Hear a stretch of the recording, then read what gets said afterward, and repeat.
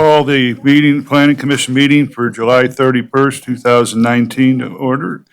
We have a roll call, please, and termination of a quorum. Chair Sattler. Vice Chair Borders. Commissioner Dors. Here. Commissioner Eswine. Commissioner Preston. Commissioner Tingle. Commissioner Wiggins. A quorum's present. Thank you. Commissioner Dors, would you lead us in the pledge, please?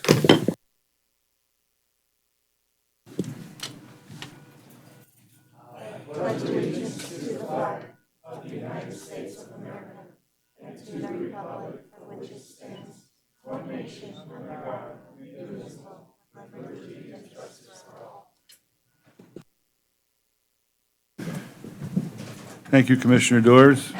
Public comment. The public is invited at this time to comment on and discuss any topic that is relevant to or within the authority of the Planning Commission, including any matters that is not specifically included on the agenda as an action item. Is there any public comment at this time? Seeing none. Possible action, approval of minutes for the June meeting. Everyone had a chance to review them.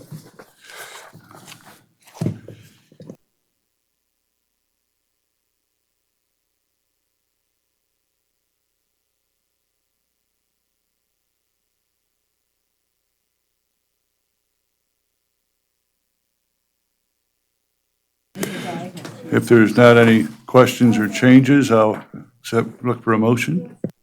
I move to approve the minutes. We have a motion for Commissioner Tingle. Do we have a second? Second for Commissioner Borders. All in favor? Aye. I abstain. Commissioner Doris was not present for the meeting, correct? Yes, sir. Moving on.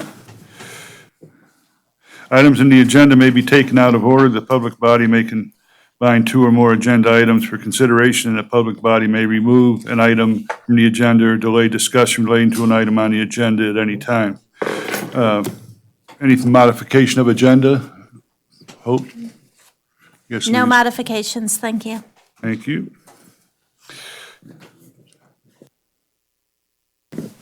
Meeting items.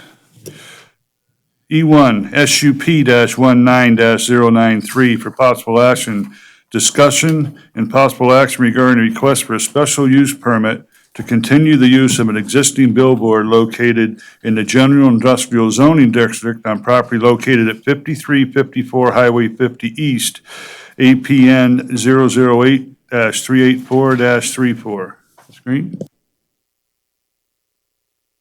Thank you, Mr. Chair. The subject billboard was approved in July 2004.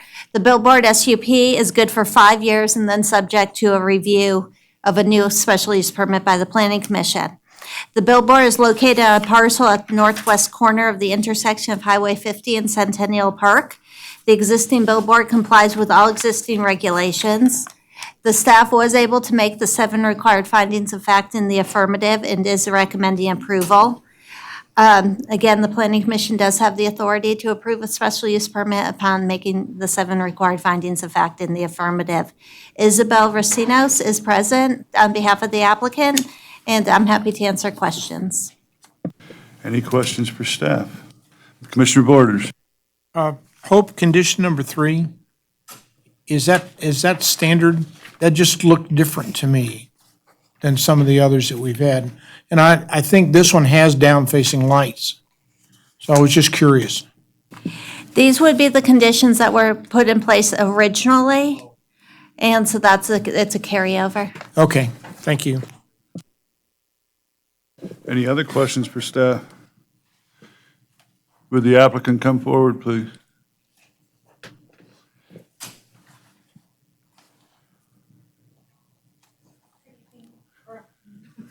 Either way. Just hit the button and there you go. First of all, would you state your name for the record, please? Isabel Racinos with Lamar Advertising. All right. First of all, Isabel, the recommended conditions of approval, you good with all of those? Yes, sir. Okay. Are there any questions for the applicant? Seeing none, okay. You have anything you'd like to add to Hope's presentation or whatever? Or? Oh, no, just thank you. Okay. All right.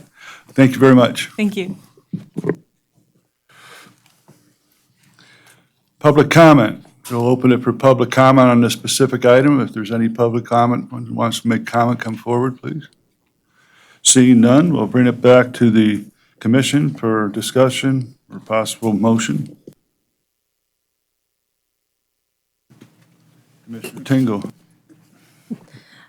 I move to approve SUP-19-093 based on the findings and subject to the conditions of approval contained in the staff report. We have a motion. Do we have a second? I second. Commissioner Doris seconds the item. All in favor? Aye. Opposed? Okay, very good. Thank you. Motion carries 7-0.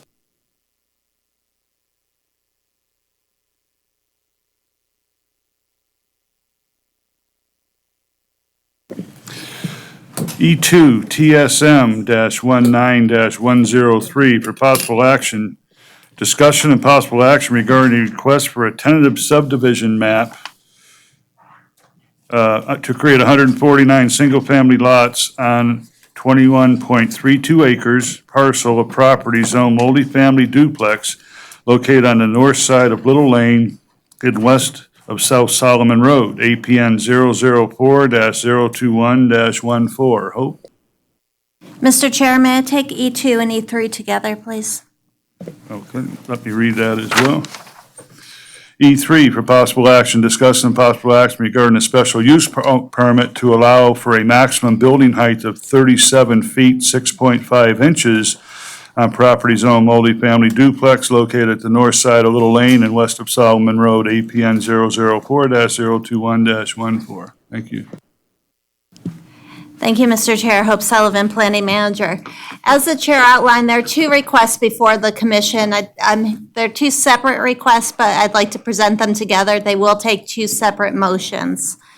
The applicant is seeking to subdivide 21.48 acre parcel into 149 detached single-family lots, utilizing the common open space standards. The applicant is also seeking a special use permit to have homes taller than allowed per the zoning. Specifically, the zoning allows a maximum height of 26 feet. And using Carson City's methodology, these buildings will actually be 33.5 feet and 34.5 feet, not the 37 feet 6 inches, which was on the agenda. So they'll be lower. Yes, and I was just going to explain it. Let me explain it first, then I'll say it again. Okay, so some of you may recall this. It's come up before. In Carson City, when we measure height, we use the building code methodology, which means we measure to a midpoint of a roof as opposed to a peak of a roof. So when the applicant submitted their application initially and indicated a maximum height of 37 feet, 6.5 inches, they measured to the peak of the highest roof as opposed to a midpoint. And the concept of the midpoint is you might have multiple roofs. So you identify what the midpoint is. So that's a Carson City methodology throughout this entire city. It's not specific to Little Lane. So using that methodology, the applicant is requesting a height of, the highest would be 34.5 feet tall, where 26 feet is allowed. And again, the 26 foot would be measured at the midpoint of a roof. Okay, so I want to clarify the request. I want to talk about the subdivision of land first. The applicant is proposing to subdivide the property into 149 detached single-family lots with an average lot size of 3,183 square feet. The proposed subdivision will include 2.55 acres of common area, and you can see that on the eastern edge of the property. I have up the landscape plan.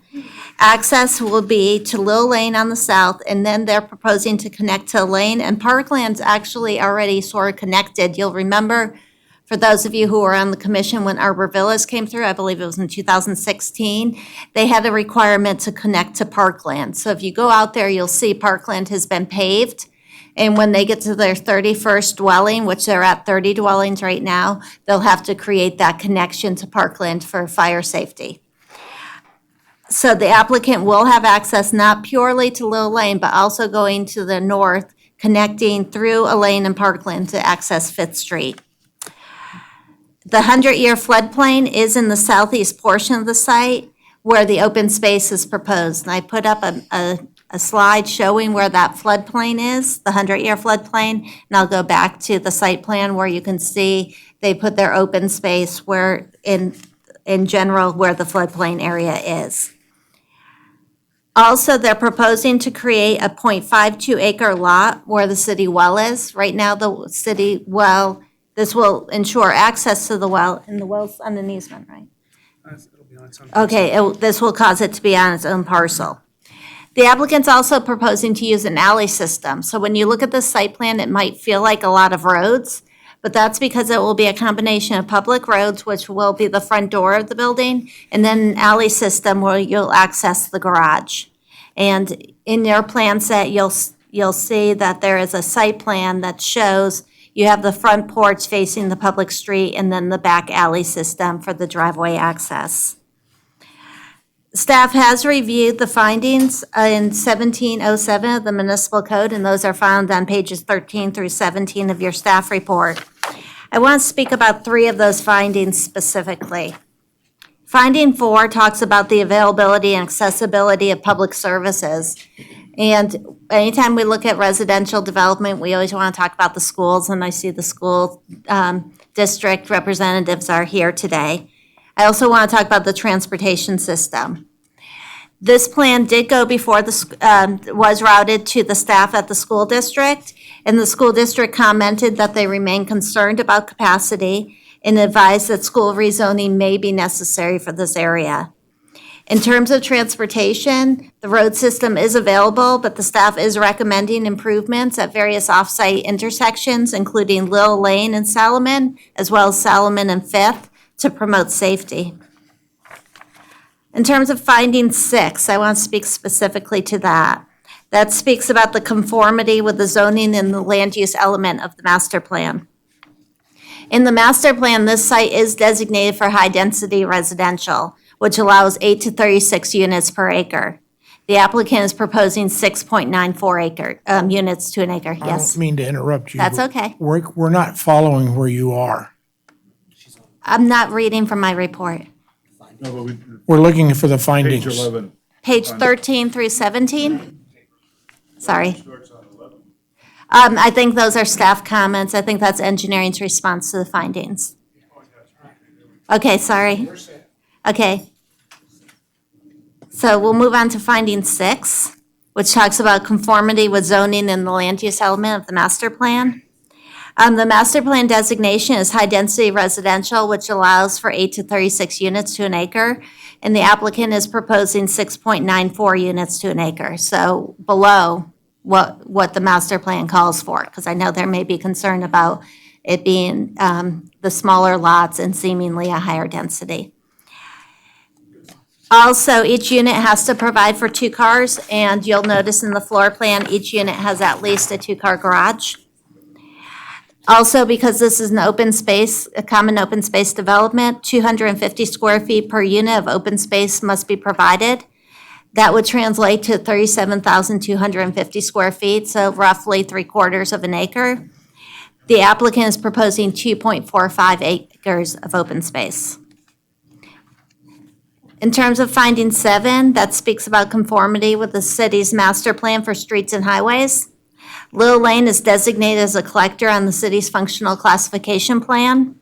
To allow the road to meet the city's design standards, the applicant will be dedicating right-of-way to realize a right-of-way width of 66 feet.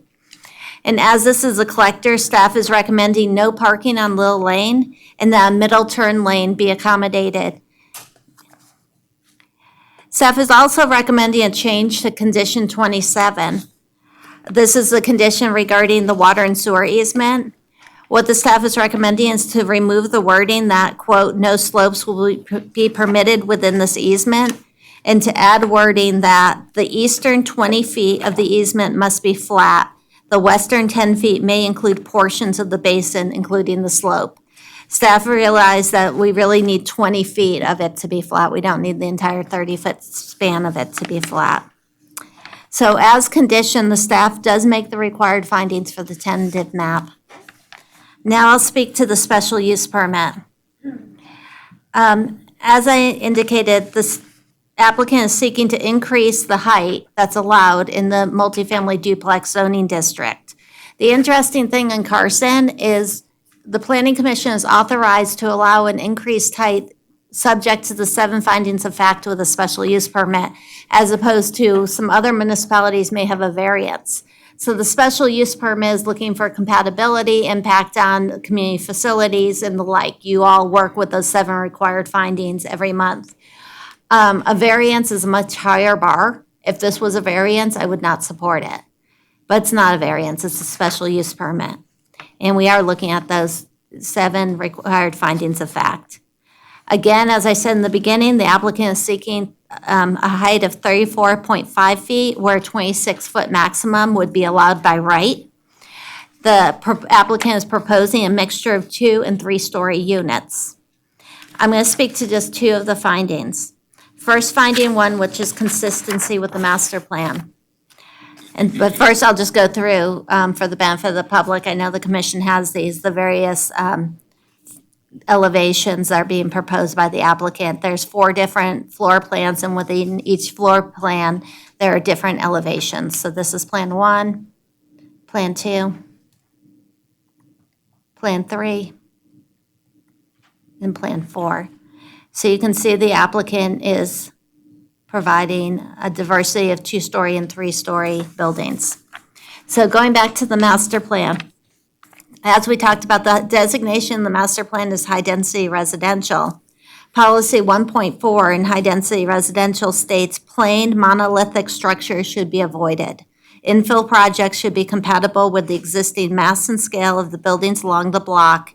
In a planned apartment community context, large buildings should be designed with a variety of wall planes and roof forms to create visual interest. Staff finds that the proposed diversity in design, and that includes going with the 2-story and the 3-story, does create consistency with policy 1.4. We have a diversity of wall planes, a diversity of roof forms. I will also mention, because this is designated in the master plan as high-density residential, one of the corresponding zoning districts is multifamily apartment. This particular site is zoned multifamily duplex. It's right next door to multifamily apartment. The multifamily apartment zoning allows for a 45-foot tall building. So this, I feel like this is somewhat compatible in that you do have the multifamily apartment right next door. You have the high-density designation, which anticipates high-density housing, which often means you have to go vertical. In terms of finding 2, it talks about whether or not the project will be detrimental to the peaceful enjoyment of surrounding properties in the general neighborhood. I think this, when considering the height, is the most important part to consider. When we look at the site plan, I pulled that up again, I was primarily, in looking at this, concerned about the properties on the northern side of this project. Well, remember that came up with Arbor Villas. The homes there tend to be low profile. They're not super high. They tend to be 1-story. And it's a quiet neighborhood right now.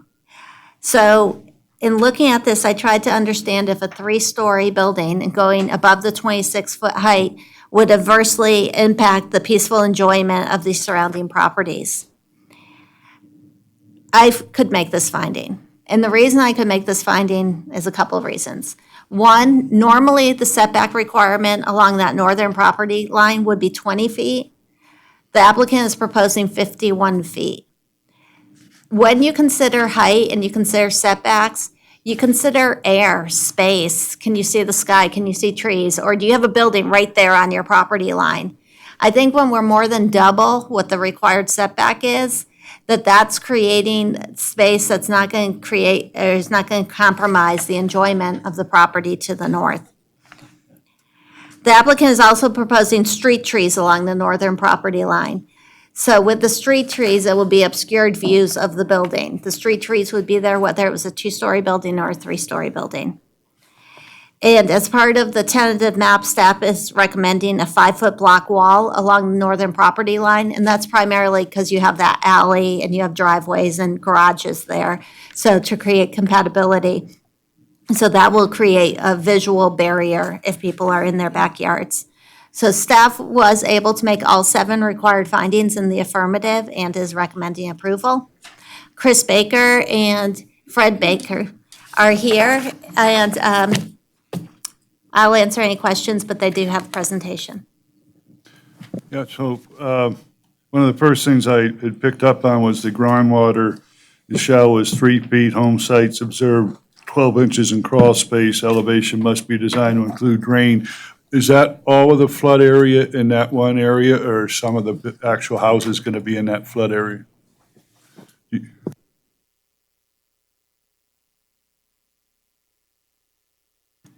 This is Stephen Pote for the record. So the way the flood zone is currently shown will be shifted with a Clomar, so there's not going to be any homes in the flood zone, and that condition applies to all of the homes in the subdivision. Okay, while we're addressing that, the next, about 2 down, number 4, under utilities, it mentioned about the well and the well noise, and that's going to be, they have to give letters out or whatever to state that. How close is the well to those homes? So Hope has the exhibit up. That rectangle in the top right corner is where the municipal well is. And you have any idea the decibel levels that come out of that, or on average, or what it be equal to a car running or a vacuum running or whatever? I do not. Okay. Also, there's no parking on Little Lane, but where you have front and back, will there be parking inside the confines of the project? Will there be street parking in there? Yeah, on the public streets that go through the inside of the project, those do accommodate parking. I have. Tingle? I know this is going to come as a huge shock, but the water issues, again, I'm sorry, but whenever we talk about building on a land mass that has water issues to the point where you have to have a disclosure in the documents for people to purchase these homes, I just think that that is not exactly the best thing to do after having to put my 3rd sump pump underneath my house because they built in a floodplain. Second, on page 5, item number 40, Little Lane must have left and right turn lanes at South Solomon Road. Pretty sure that eventually you're going to have to look at putting in a traffic light there for safety issues, if nothing else, because the school is there.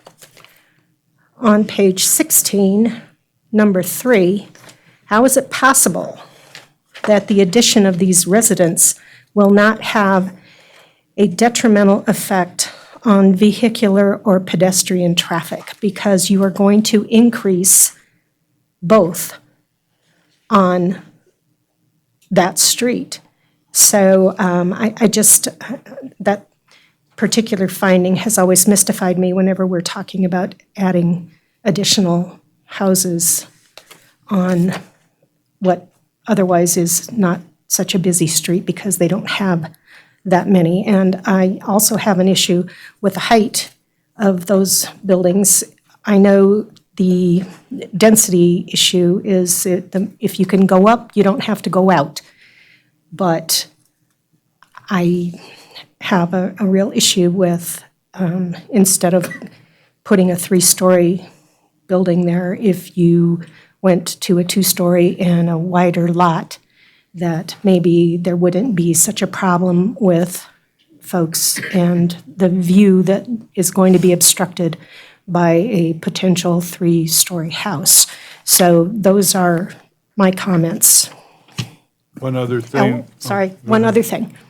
Affordable housing. Is any of this affordable housing? And if somebody could define that for me, I would be really appreciative of that because whenever anybody talks about development, nothing is ever said about affordable. And when you're looking at the median income of people here, and I have a person working for me who takes home $1,800 a month, they will not be able to afford these houses. So when we're talking about any kind of development, we need to start focusing on affordable housing for workforce here in this community, which we don't seem to do. And I'm done. Thank you. One other thing, and coming down here, I was going to question that, we're a one-story, two-story kind of area, and that's what Carson normally does. But ironically, I was driving up Roop Street, and right over from this property, there's 3 new 3-story apartment buildings that we approved, I remember. But anyway, so that kind of went out the window there. As far as view goes, the only way you protect a view is to buy the view lot or with the property. Privacy might be another issue that we can discuss, but views, we really have no say over protection unless you own the property. Questions for Chop, Commissioner Doors? Commissioner Doors, for the record, on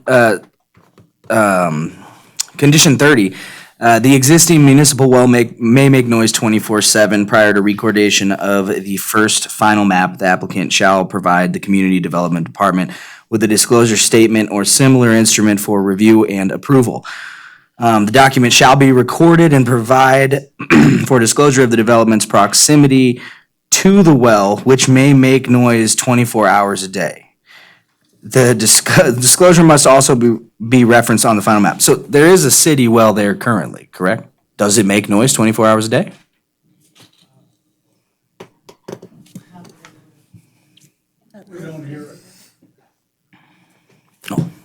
Dan Stuckey, city engineer for the record. So the well only makes noise when the motor's running for it. I actually know a little bit because we've done some decibel readings on these wells while they're running. Apologize for not coming up earlier when you asked the question, Mr. Seiler, but it's basically this well, the motor's in the building, so it's actually like a soft AC unit is what it would sound like for the adjacent homes on the outside. That's helpful. Thank you. Zach, take care of it. Yeah, that was my only concern was condition 30, to be honest. Commissioner Eswine. I have a number of issues with this project, not the least being the amount of pavement that we are creating, specifically on the Parkland and Vine and Village Green with, it looks to me like we're proposing 47 feet of pavement on neighborhood streets, when the standard for city streets in congested urban areas could go down to 36 feet of paved area. And that would include parking on both sides of the road. So I would like to at least suggest that we consider reducing the paved area of the streets in the 60-foot right-of-way. And I also have a concern about the width of the alleyways. I looked it up in my standard specification book, and the standard specification for an alley is 16 feet of pavement. These are 24 feet of pavement. That's going to be a hell of a lot of money for somebody to, in the future, some homeowners association to repair the difference between the 24 feet and 16 feet. And then my other issue is parking on Little Lane. I'd like to suggest that it might be appropriate to have mid-block parking cutouts, because you don't need to have a center turn lane for the entire length of this project.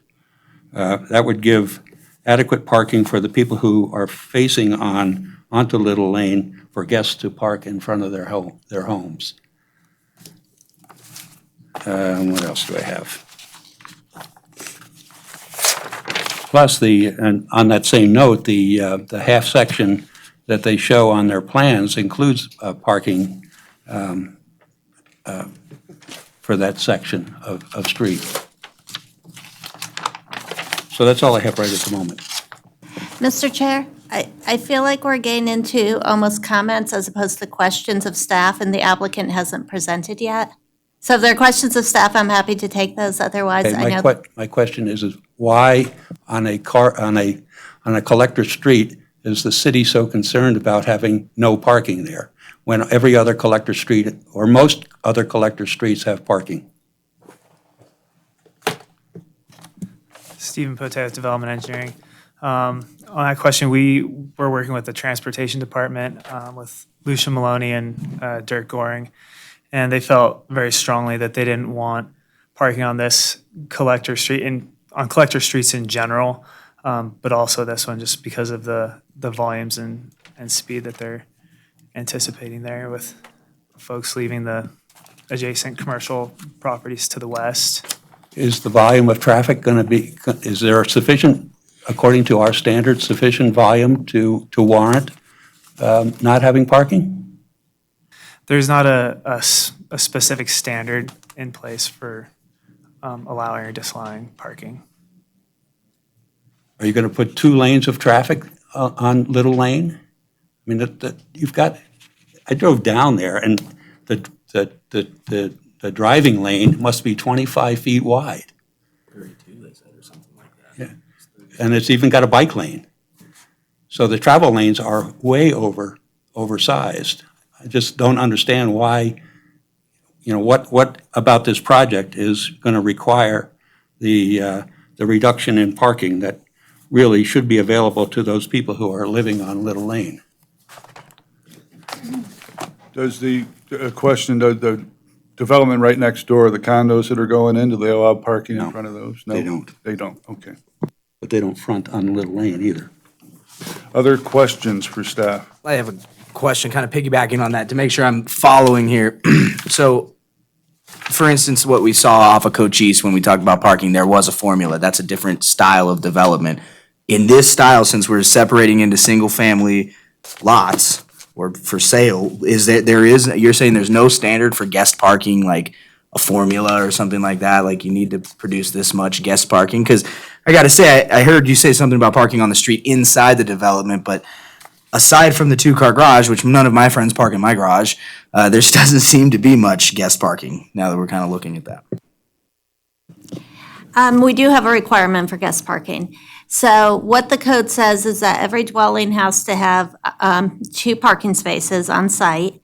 And if the adjacent streets, which in this case, the adjacent streets are on-site streets that don't exist yet, that will be built, if they do not accommodate parking, which these streets will accommodate parking, then you have to supply 1 additional space per every 2 units. I think what Commissioner Eswine is asking is Commissioner Eswine is having observed Little Lane, observed the traffic volumes on Little Lane, observed the width of Little Lane, is questioning why Little Lane can't accommodate on-site parking so that the folks whose property is front on Little Lane, their guests could just have the ease, if you will, of being able to park right there and visit their friends. So to Commissioner Eswine's point, is that something we can add to the conditions to require parking on the units directly facing Little Lane? Yes, if in making the findings, you find that you can only make the findings if that parking is accommodated, you certainly can, and I can find the condition once we get into that discussion where the staff has recommended the center turn lane. Just to slightly repeat what Stephen Pote said, just so everyone's clear on context, our transportation department does provide us comments, just like our Parks and Rec department does. In the case of transportation, those comments are provided directly to development engineering. And the concern of our transportation folks is that they want streets are designated as collectors to be able to accommodate the traffic volume of a collector, and they don't want to compromise that function by having on-street parking. One minor piggyback on that, since we're talking roads, et cetera. With the alleys and roads passed through, who's going to be responsible for maintenance and maintaining those roads into the future? Is the alleys going to be part of the HOA and the roads are the cities, or I just wanted to clarify? You must have read that. Yes, that's exactly what the proposal is. The alleys would remain private and be privately maintained, and the roads are proposed to be public. Commissioner Borders? So if I go back to what you said earlier, if I have a residential house with a 2-car garage and I face or I have access to a public street, I can use that street for my 1 additional parking place. Your requirement is only half a space, and yes, Okay. you All right. can. All right. So now, if I'm in any of these apartments that face Little Lane, where is my half a parking place?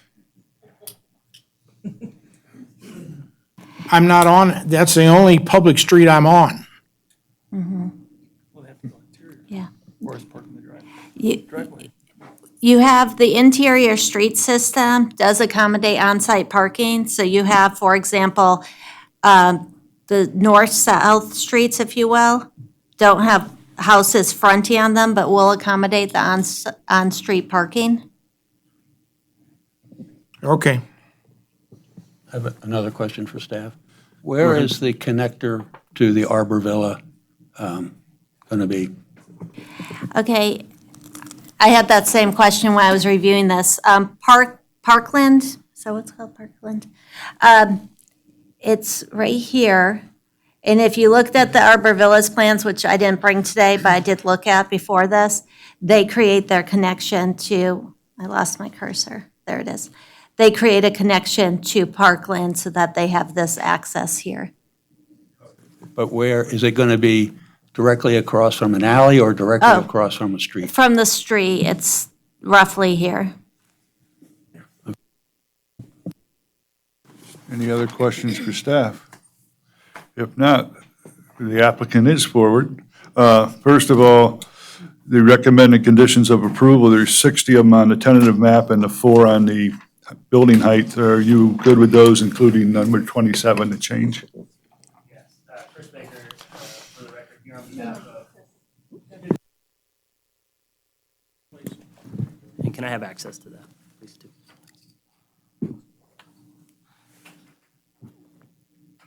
Mr. Chair, Chris Baker here on behalf of the applicant Bates Homes. I'm also joined by Fred Bates.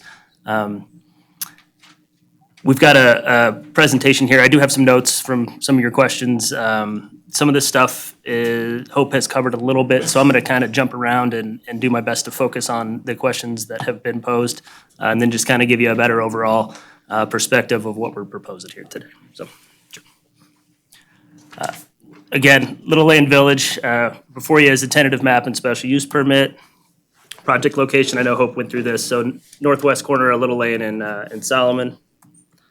Again, what's before you today, tentative subdivision map for 149 single-family residential lots and special use permit to exceed the 26-foot height requirement in the MFD zoning designation. I'm going to spend a little bit of time here. I'm going to use the cursor as much as I can. There's been a couple updates, I think maybe to the plans, right, that Hope has as far as just some landscaping stuff that I think you had prior to the revised map. So I'll explain through. So again, total property area, a little over 21 acres, 21.32 acres. I think it's important to point out, we're requesting 149 single-family detached units. As Hope indicated, it is an MFD zone now, multifamily duplex, which allows for 2 units per 6,000 square feet. So total allowable units on this piece of property are 309. So we're asking for less than half of what's permitted. Parking was obviously brought up, and I can get into that a little bit more in detail, but the required parking is 298. Carson City Code only allows for off-street parking within your garage. You do not get credit for your driveways. So even if you have a 2-car garage and a 20-foot driveway, which we do in this instance, technically you would feasibly be allowed to provide 4 stalls, only credit for 2 of those 4 stalls. So it is important to point out when we're talking about the 298 provided, it is in line with the required amount, but it doesn't count the 279 off-street parking stalls that are available throughout the development. And that doesn't include any off-street parking also, or any on-street parking, sorry. So getting into the discussion before, yes, we had originally proposed on-street parking on Little Lane. Since the front doors are there, we're looking at providing, a nice streetscape, very similar to what was proposed adjacent at Arbor Villas. It's an alley-loaded product. No one wants to drive down the street and see garages, right? Especially on single-family detached product of this nature. You want to see nice architecture. You want to see front yards and landscaping and front doors. That's what this unique product provides. There really isn't anything like this right now in Carson. It's a quality project or quality product that the Bates Home is building elsewhere, and they've had a lot of success for it. So I want you to kind of put that aside right now, but we'll get back to that when we get into architecture. It's also important to point out total open space. When you talk about detention facilities, parks, common open space, private open space, we're at 6.7 acres, so 31% of the site. The requirement, like Hope pointed out, is less than an acre. So we're looking at not only half the units that are permitted by right, but we're looking at 8 times the open space. A lot of that open space is part of a regional solution for some of the flooding there. I mean, some of that flooding that's there affects Little Lane currently, it affects the lane and affects the surrounding neighborhoods. It's not isolated just to this property. So coming in and providing all that open space, using that eastern portion, setting that aside for it's really gonna function as a regional detention basin that the city doesn't have to maintain. If you looked at the floodplain map before, it really is all kind of concentrated in that area. We have perk tests, we have geotech reports. We're finding groundwater at 7 feet or so in that area. We're looking at keeping the detention basin around 4 feet, keeping away from that. That way we don't have to put any fill really anywhere else in the site. We're not pushing up like Arbor Villas did to sit really above the neighborhood. We're looking to provide that solution on the corner and keep this as level with the streets that are out there. Obviously, there's a condition for a Clomar to come back and determine that we did what is required, and FEMA signs off on it. So jump along here.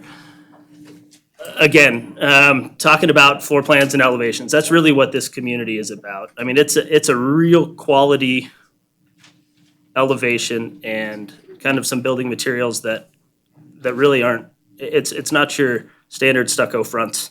It's not an attached product that I've done plenty of. The stuff, Mills Landing, Arbor Villas, what happens is when you factor in land costs and construction costs and HOA maintenance and all these other things, it's really difficult at this size of a product to put forth a detached product.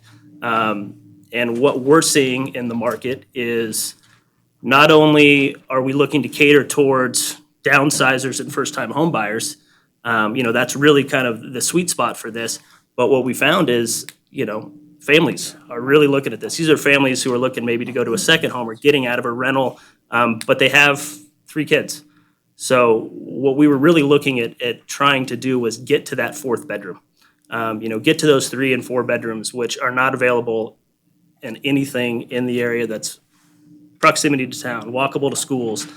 This is going to be unique in kind of that market. So talk a little bit about kind of floor plans. Again, we're proposing 2 and 3 story, again, to get to that sweet spot of the 4th bedroom. The 2 stories, 1,600 square feet, 3 bedroom, 2.5 bath. They'll range up a little over 1,800 square feet. Again, kind of sticking in that 3 bedroom, 2 bath. There would be a loft option in there. As you can see, it is a standard 2-car garage, but there is a 20-foot driveway with every one of these units. This is the proposed 3 stories, plan 3 and 4. This is really what's driving the request for the special use permit. Asking for the additional 8 feet in height is so we can get to that market that is needed. We're seeing it in market studies, and we're seeing it from other builders that are out there now. This is a little over 2,300 square feet, 4 bedrooms, 3.5 bath, upwards of nearly 2,500 square feet. I want to talk a little bit more in detail about that rear property line adjacent to the existing single family. So as Hope indicated, we had some experiences with this when we did the project next door. We came in and proposed, in that case, I think we were 10 feet. The allowable setback was 10 feet. We worked with the neighbors. We ended up with I believe, 25 feet with some landscaping and some screening. And what the concern really is when you're looking at this is kind of direct line of sight into people's backyards, right? You don't want to intrude on people's privacy. So when we were looking at this, again, the setback requirement, 10 feet, 26-foot unit. What you're looking at here is kind of a line of sight, right? So if you had a 26-foot unit directly down to the property line, yes, there would be some landscaping in place, but you really can stare right down into someone's backyard. No one wants that. So what we were proposed here was 7-foot landscape buffer, 24-foot alley, and I know Paul has some concerns about that, but I'll address that in a minute. We do have the 20-foot driveways with front yard landscaping also, and then you get all the way back. So we're a total of 51 feet from the property line. So when you look at the line of sight, and again, this is from the top of the building. We know windows and things aren't going to be at the top of the building. But worst case scenario, it really does change that angle point. And I'll get a little bit more into findings and justification for line of sight, but that's really what we were looking at, and trying to stay as far away as we could from that northern property boundary. Any project that I do, any project that we're bringing forward, we understand we're trying to get welcomed into a neighborhood, correct? We don't want to bring something that is going to be intrusive. The fine balance is trying to use the highest and best use of the property, something that realistically can get built from a financial standpoint. It's no fun working on things and approving things that actually never get off the ground. And trying to fit in, into an existing community. So that's the reason for that setback. And that combined with some of the market analysis is what we're really looking for the requests in height. I do want to point out, this is going to be dependent on the market. If no one wants a 3-story, we're not going to build any 3 stories, right? I want you to be very clear that there's not going to be a line of 3 stories on the back of this thing, right? You go into any subdivision, 1-story homes, 2-story homes, right? Think of it that way. If you go down to a standard residential subdivision, maybe there's a 2-story every 5 homes, right? That's probably what we envision here is, a 3 stories is unique to the area and it's unique to these buyers. So what we're really looking at is if the market drives it, there's going to be 3 stories. We want the option to be able to offer it. And I just don't want you to be fooled that, every unit in the complexes would be a 3-story unit. That's obviously not going to happen. Kind of getting more to open space or getting more to findings. Again, master plan, conformance with the master plan and requirements to meet common open space development requirements. We're 8 times the open space. I don't think that's anyone's concern. The big one for us is the more efficient use of land. We're trying to provide something different. Right now in this price point, everything's either attached and it's kind of caps out at that 3-bedroom, 1,800 square foot stuff. I've done plenty of them. They're very successful, but you don't want to flood the market with a bunch of the same stuff, right? You want to offer something unique and something that's going to be, have kind of a shelf life. And then talking a little bit more about the setback. Again, we're providing that 51 foot on the north. When you really look at the cross section, you look at the line of sight, we feel like we're doing more than enough with the 2 landscape buffers, and the fact that we're only, looking at, I don't know how many ultimately, I can't say, but the market's going to determine how many of those 3 stories are there.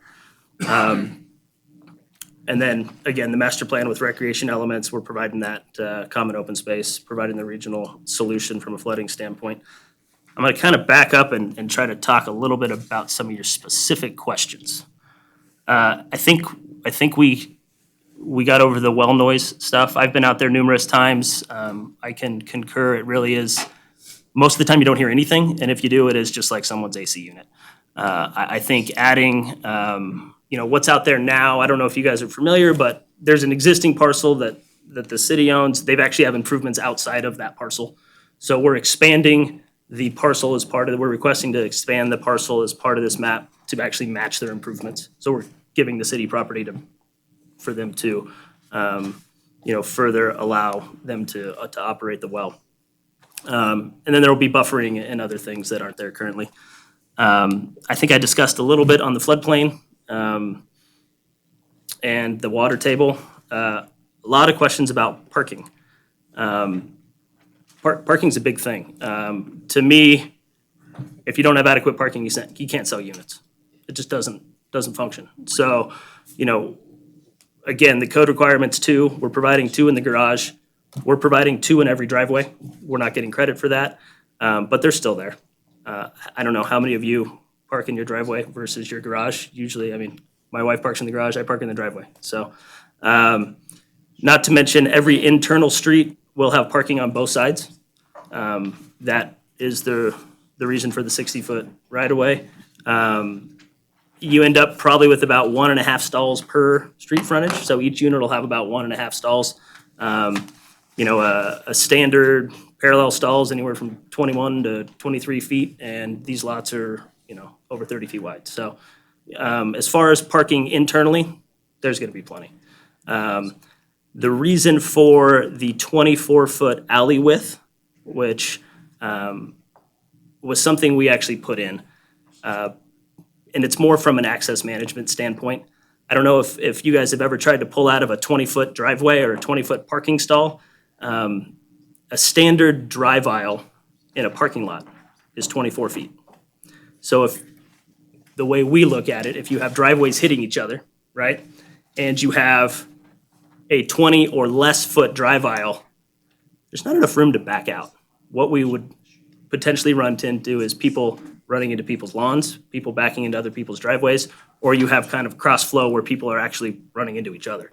So we wanted to make sure that is plenty wide. Also, it gives extra space for fire and other things. So that burden will be passed over onto the HOA, and that's something we're more than willing to account for. Parking on Little Lane, that's out of my control. That's a condition from staff. I do kind of agree that we've got front doors there, and it makes sense to have parking.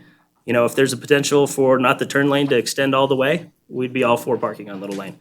There is going to be necessary improvements on Little Lane as far as bike lanes, sidewalks that aren't there now, and turn lanes. So I know there was some discussion about traffic and pedestrian access and kind of how those kind of run into each other.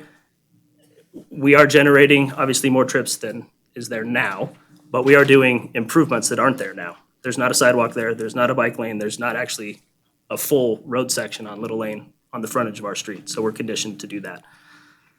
I think I touched on density. We're less than half of what's permitted. I think I touched on views as far as line of sight. Realistically, if we wanted to put a 26-foot unit there, put it 10 foot off the property, to me, that's a worse situation than a 33-foot unit, 51 foot off the property.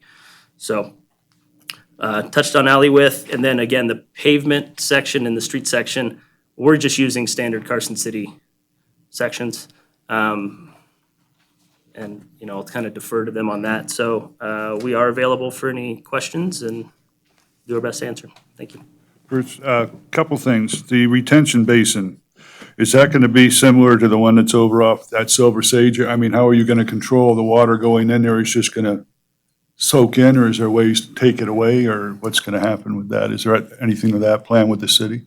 That's something we're going to work out with the flood manager, but right now it gets routed there through storm drain.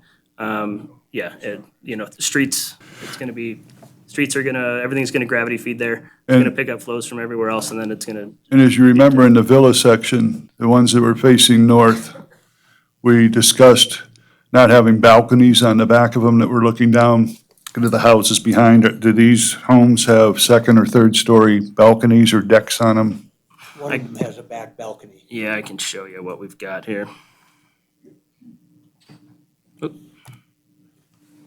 So if you look down here on the second floor, would be a balcony, which again would be well within the 26 feet.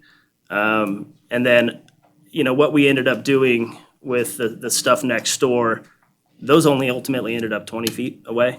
And we just kind of flipped the unit a little bit, so. And I remember one of the conditions we did with those was that some of the units wouldn't have the balconies up there, just if they were looking right into somebody's yard or whatever. The balconies won't face the other way. So yeah, this is the front section.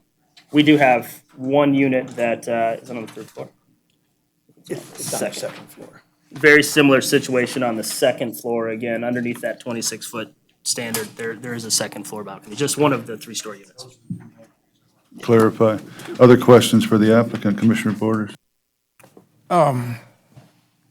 Observation, it looks a lot like Gulf Shores, Beach Walk, some of those planned unit, community type construction. Is that the influence of this, or is it just? No, not necessarily. This is a new product that we came up with. Our architects are out of Newport Beach, and consequently, they may, they're trend setting, so a lot of stuff you might see in Gulfport might copy some of this stuff. And I'm happy to expand on the product if you want, if we need to go there, I'm happy to do I was that. just curious with the design. Sure. Do you have an estimate of the mix? Well, we have four product types, and I'm thinking more 2-story versus 3-story. about 50% of them would be 3-story, 50% of them would be 2-story. And Mr. Bates, can you state your name for the record? I'm sorry. And I'll be happy to tell you a little bit about myself too, if you don't mind. Fred Bates, Bates Properties. I consider us to be a small builder. We built homes. I've been in the business for 43 years. A big year for us would be 600 homes.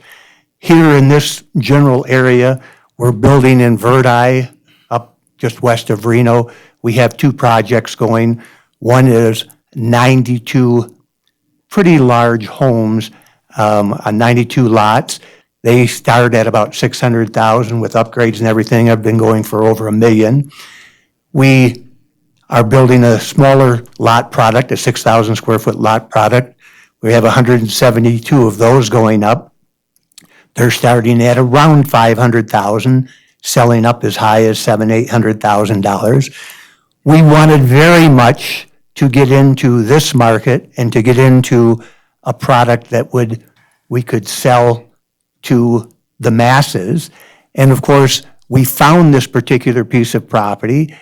While it may or may not be ideal, I mean, it was ideal when we first thought. I think our original plan that we brought in was much cuter than what we ended up with. We were sprinkling open space throughout the project, but as a result of all the tailwater that ends up on this project, we had to deal with that, so we end up with all of our open space down at one end. But this project was zoned, or at least we were told it was zoned, for 6,000 square foot lots, 2 units on the 6,000, or duplexes, to make it more enticing. Typically in the marketplaces that we compete, we're competing with the public, so we always have to build a better widget. And that's what we're trying to do here, to come up with a house that would stand alone, be detached, and yet compete from a price standpoint with an attached product. And we were trying to give that person who has to buy a house in the $300,000 to $400,000 price range, we were trying to give him ample square footage. Why should a guy who's willing to spend $375,000 on a house be restricted to a house of 1,750 square feet? Because the lot costs, the roof costs, the foundation costs are driving those prices up. In this particular case, we're coming in with a small lot, small foundation, small overall roof. Consequently, our second floor on these 3-story units live as big as a small, as a modest mansion would live. And they still have 3 bedrooms upstairs. And in the case of the Plan 3 and the Plan 4, they have bonus rooms downstairs. Now, you ask about an affordable element. These do not meet any affordability requirements. However, we can take, and we've thought of it, if you looked at the Plan 4, if you have the floor plans in front of you, if you look at the Plan 4, at the entry level is a small suite downstairs that could be a second-generation suite. We can, and we're thinking right now with our architects of adapting that, so it could be a lock-off. So it could be where the parent comes home and lives there, where a child comes home and lives there, where caretakers live there, or whether you lease it out to a college student or whatever. But in many of the developments that we've done, we've addressed the affordable element by putting a granny unit in, and that's similar to what this lock-off would be. So we're trying to address these things, but yes, we're happy to answer any questions you may have. Well, that was my comment. It looked like the fourth bedroom was a mother-in-law apartment. And it's designed to be that. We haven't completed And have the you workup allowed- on that to do a complete granny unit on it, but our architects are working on it now. Have you allowed for an elevator? These are still small houses. I mean, the big house goes up to 2,500 square feet, but it's still modest. So you could put an elevator in there. I but- understand, but I've also lived in an upside-down house for 45 years. Understood. Questions for the applicant? Just have a couple of comments. As far as the parking is concerned, I live on a street with 12 houses, and those 12 houses have 34 cars. And of those 12 houses, 2 houses actually park their cars in the garage. Otherwise, they're on the street. Nothing we can I'd do like about to that. respond to that. And that is that we are going to have a very tight HOA. And I say that because I've been in large projects before that take a year, 2 years, 3 years to build out. And the last thing you want to do is have a tail, in other words, a slum over here while you're still trying to sell houses over here. Our HOA requirements are going to require people to park in their garage and park on their apron. That the streets are used for visitor parking and vendor parking and things of that nature. All the front yards, all the landscaping is going to be maintained by the HOA. So it should be a very uniform and nice project for this city. And as far as the market that you are, I don't want to say catering, because, anyway, the market you are advertising to, the median income in this community does not support a market price that you are talking about as far as affordable housing goes. And I understand it's all about making money. I understand that. But when you're looking at the median income of this community, you're not marketing to the people that live in this community. Even first-time homebuyers aren't going to be able to afford a $300,000 to $400,000 home. Because I know what median income is here. I went to a workshop that talked about that. And so I just, and maybe I'm being a nudge about this, but I just see that if you can't afford to buy a house here, so you're looking at construction workers who can't afford to buy a house here. So building the houses that you're talking about building, when the construction workers aren't going to be able to afford to buy a house here, they're going to live out in Silver Springs and commute in. So I just look at that. If you're looking at trying to build a community and cater to the residents of this community who want to stay in this community, they're not going to be able to afford that. They're going to be living in apartments, paying $1,100 a month for a 2-bedroom, 1-bath duplex. And so I just look at, and I like your design. I think it's gorgeous. They're beautiful. But when you are looking at trying to cater to a subset or a population, they're not going to be here. And of course, that's going to be a different product on a different property for sure, because just the land cost on this would preclude building affordable, understood. And I know where you're coming from, and we've faced that, well, most of my life I face that, so. Commissioner Preston, I'm sorry, you had mentioned, go ahead. Do I have to do I do this first before I ask questions? I feel I, well, it- Okay, thank you. Yeah, my hands are feeling so tight. Okay. I need to do a disclosure here. Is NRS 281A-42 requires me to disclose a conflict of interest and abstain from voting if I have a disqualifying conflict. In my private commitment, I'm a commercial real estate agent for Coldwell Banker, and I occasionally have co-listings with Barbara Rainey, who's also an agent with Coldwell Banker and is the agent for the applicant on this item. We're both independent contractors working under Caldwell Banker umbrella, but we do not share offices or staff. I do not have a co-listing on this project, and I will not receive any compensation or profit sharing as a result of this item, nor do I have any input or authority over this project. I'm making this disclosure in the interest of transparency, and I believe that a reasonable person in my position would not be materially affected by this relationship with Ms. Rainey. Therefore, I do not have a disqualifying conflict, and I will be participating and voting on this matter. That said, as I'd like to say a couple of things now too, because I have to tell you is that this is a beautiful project. And as far as being somebody that's been here for a long time, I understand the concern of affordable housing. There's difference between different levels of income. And what I'm looking at is I'm seeing a need for this. I'm seeing a need for the zero lot line. I think it's a good idea because a lot of people don't want to deal with watering lawns and so forth. We're getting away from that. The idea of the 24-foot driveway is great because as a manager of one of the largest homeowners association groups in the state of Washington, this was something that I dealt with on a continuous basis. And I like to see your forethought on that. I like seeing the, different variations of the property, and I understand what you're talking about with the 51-foot setback. It makes quite a bit of difference. So when I look at this project, I look at it as very good. I also worked with situations where we had floodplains and actually put in the detention basins.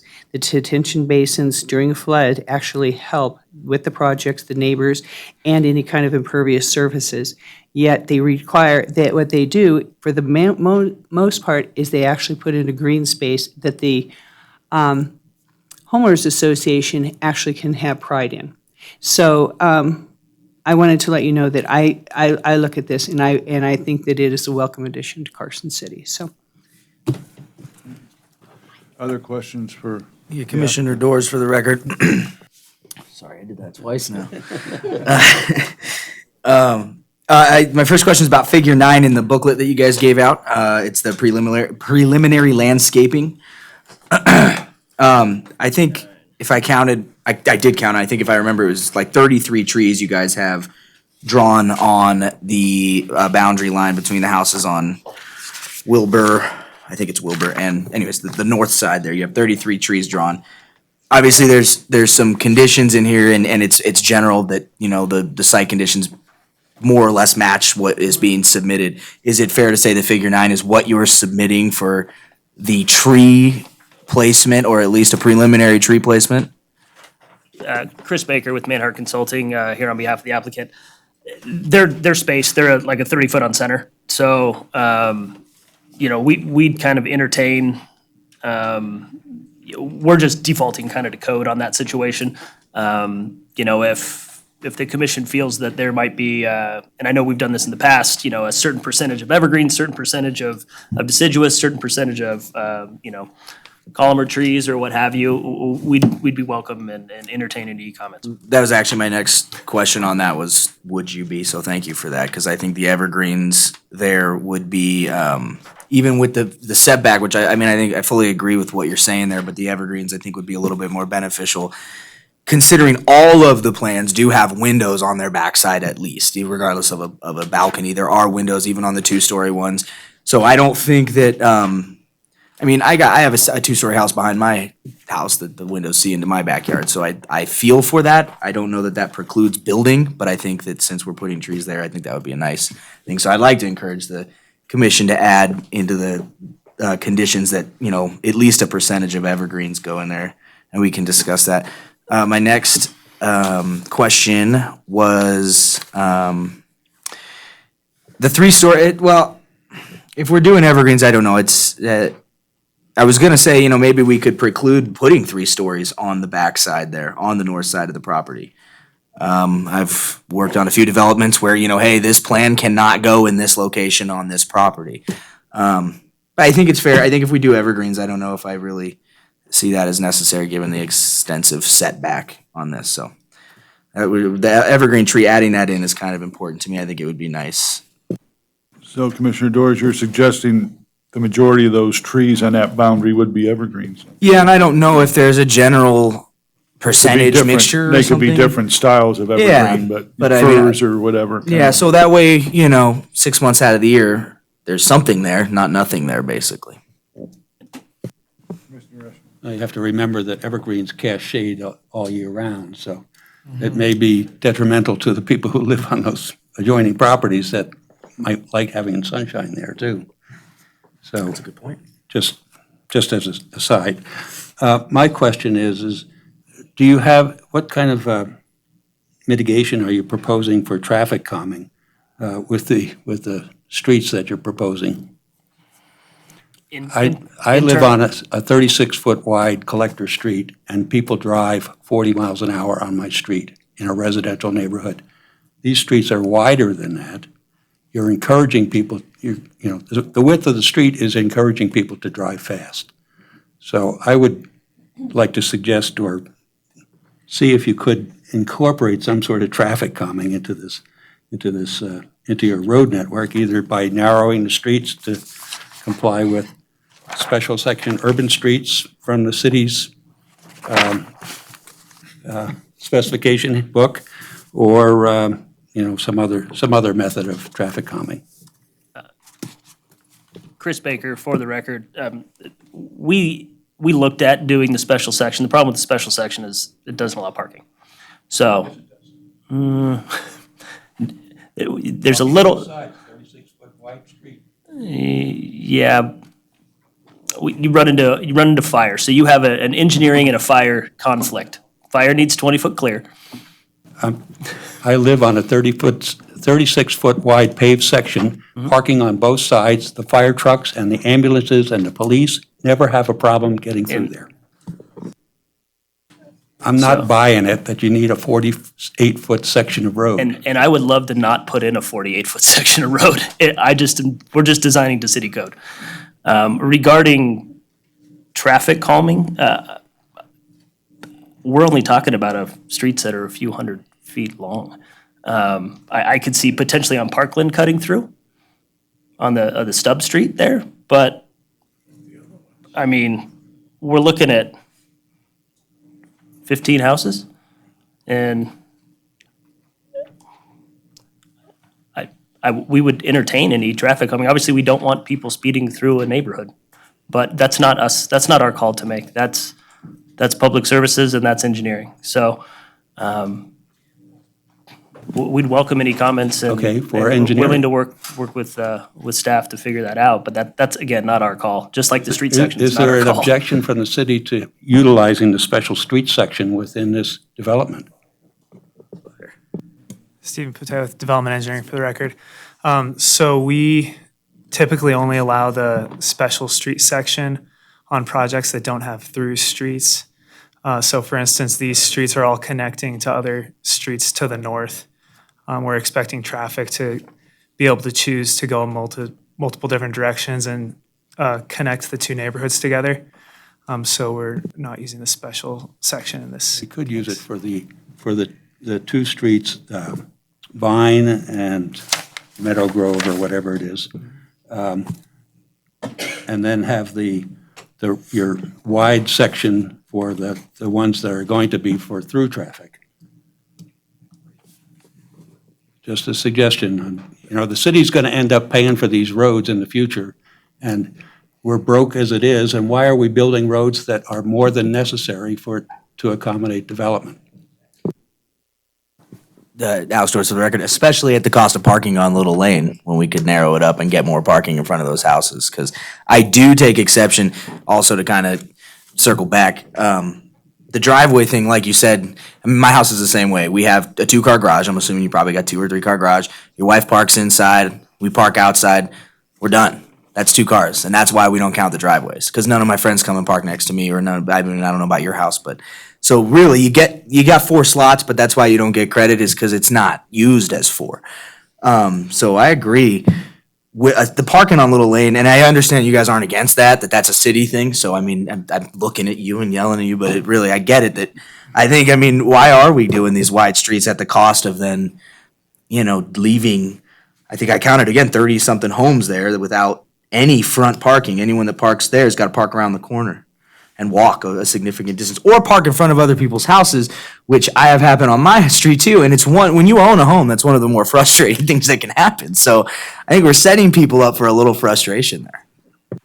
Parker, the neighbor, leaves his truck there for like 15, never moves, in front of your house instead of his. Other questions for the applicant? Okay. I started off, I didn't hear an official yes. The 60 tentative map with the adjustment on 27 and the 4, you're good with all the We agree conditions of approval? yeah. We do agree with staff's recommendation for approval and all the conditions as modified. Thank you. Put it up for public comment at this point. If you come forward and state your name and make your comments, keep them as brief as possible, that'd be appreciated.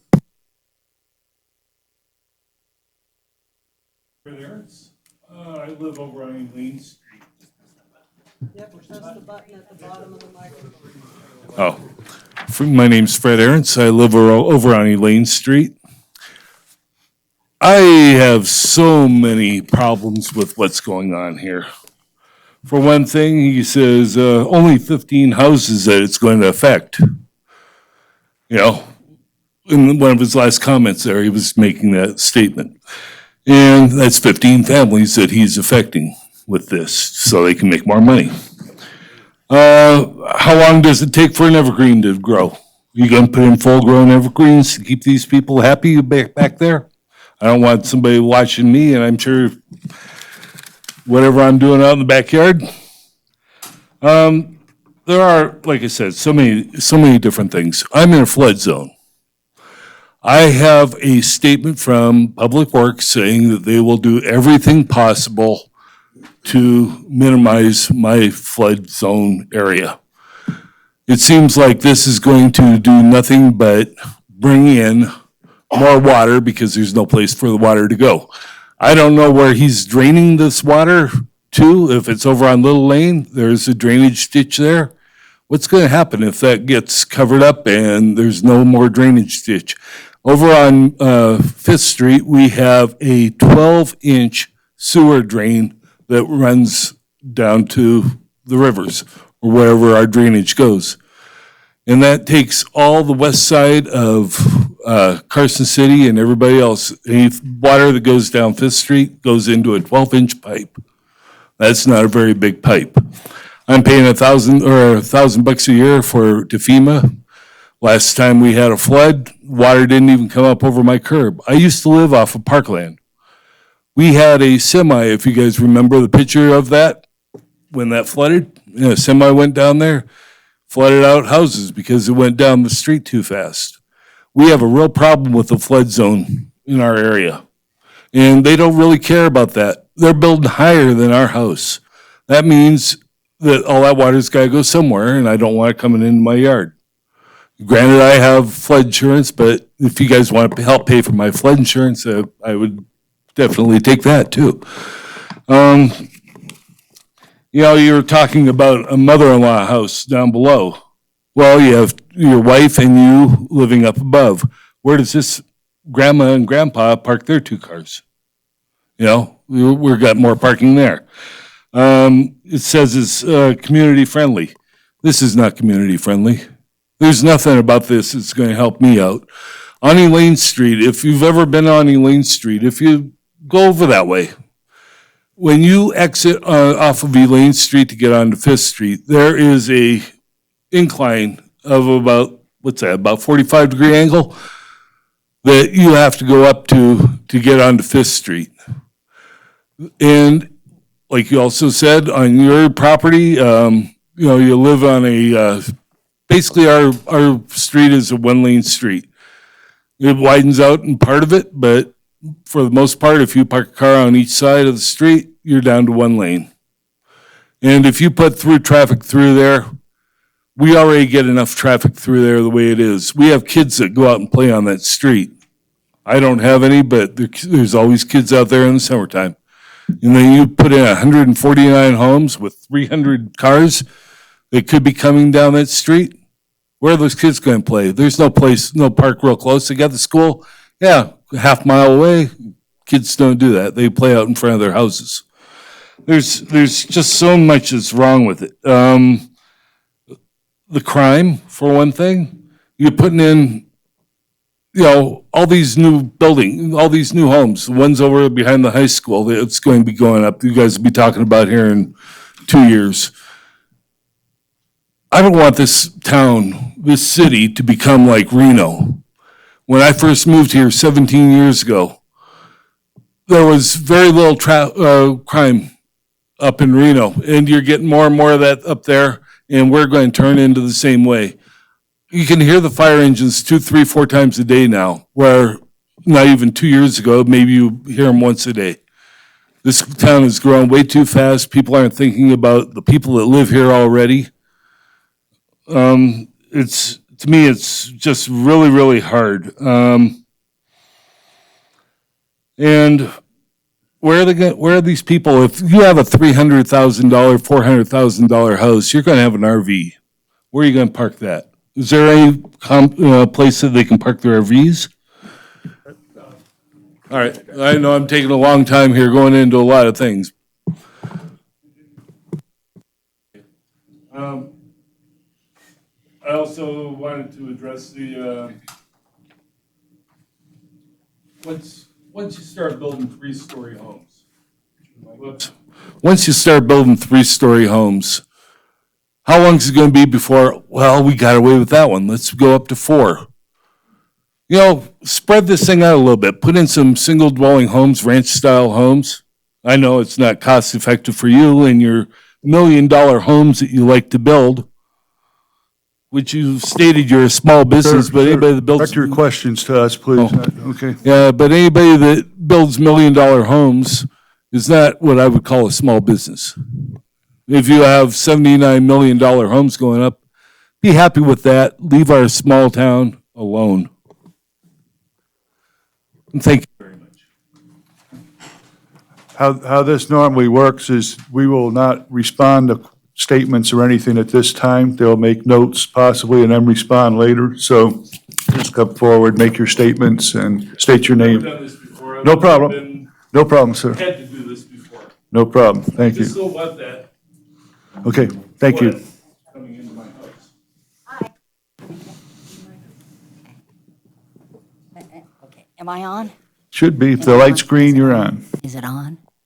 Okay, I'm Jean Sexton, and I live over on Fleetwood, which is, you all keep talking about you all keep talking about the north side of the project, but I live on the south side. And the parking, as far as parking goes, that's all up to you all, but don't consider if you're going to consider parking, not on the Little Lane side on where the existing mobile home subdivision is because of that. You all almost answered all my questions before I even got there, but then you raised some new questions. And the one is like, okay, this is one of probably the most important one that I have, and that's you all are talking about the floodplain. I do not live on the floodplain. I live on Fleetwood, about 5 or 6 houses down from me. They are on the floodplain. I am not on the floodplain. I pay no flood insurance. And so I hope you all don't redirect whatever you decide to do to my house because I don't live on the floodplain. And I agree with the gentleman who was up here about the eyesore and 2 stories. If you all wanted to put something in, you put single homes, and then those would be affordable to people. What you all are doing is making smaller lots and growing up. And instead of having people be able to have elbow room. So, and then you talk about evergreen trees. See, these are all questions that I didn't even have that I got now. But like if you have the evergreen trees, you're gonna have all those pine needles, and you've got sap and you've got crap, okay? If you have trees with leaves, then when they are lost, they're blowing in the wind, and we have a leaf problem anyway. And I will say I cut down my trees myself. And so I try to keep, all the leaves from going into the sewer and all that sort of stuff for the city. And so, I don't know what I'm doing here because all my questions were really answered. But I'm just sorry this project is going in as a two-story. I did want to address the gentleman, Paul. Did want to address you talking about the street being wide. It didn't used to be wide until until that section moved in. They added that street and they scooted it in and then they put the bike lane in. But as far as Little Lane, it's still a two little bitty lane road right now. So I don't know if I've helped, hurt, made an idiot of myself or what, but like I said, I am an unhappy camper about all that unless they would put in single homes, because, thank you so much. Thank you.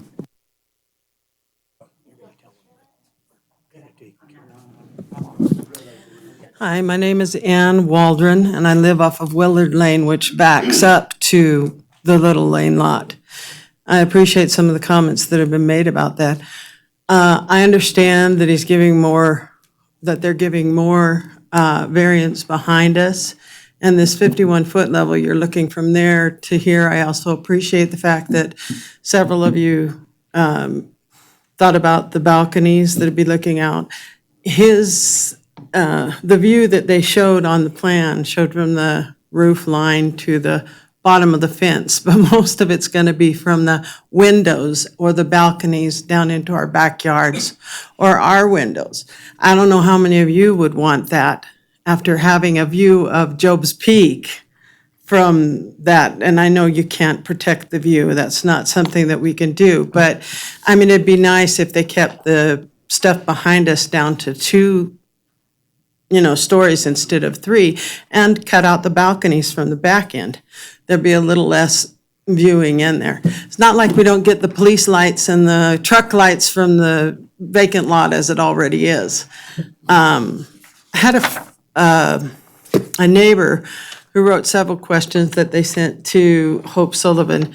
Some of them are there any impact studies regarding the water, the traffic, et cetera, and can we see those?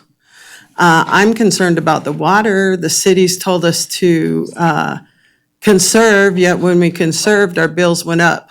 Do we have enough water for all of the building that's going on in town? When was the zoning created and why are we making a variance? And if they can get an allowance, why can't we? There's several issues here. Everything on that back area, with the exception of the 2 ends where there's 2 and 3-story or 2-story apartments on either end, multifamily dwellings, they are apartments, is 1 story, with the exception of one house in our, off of Elaine and Willard that has 2-story. I don't know how the hell they got that, but they managed to do that. The other ones that he was talking about, Paul was talking about earlier, were or maybe it was someone else who drove down Roop Street and saw the several. I was kind of shocked to see those going up, but all of the 2-story, most of the 2-story houses in that area, they're not houses, they're apartments. And it's growing to kind of encompass us. The traffic is significant, as the other gentleman commented.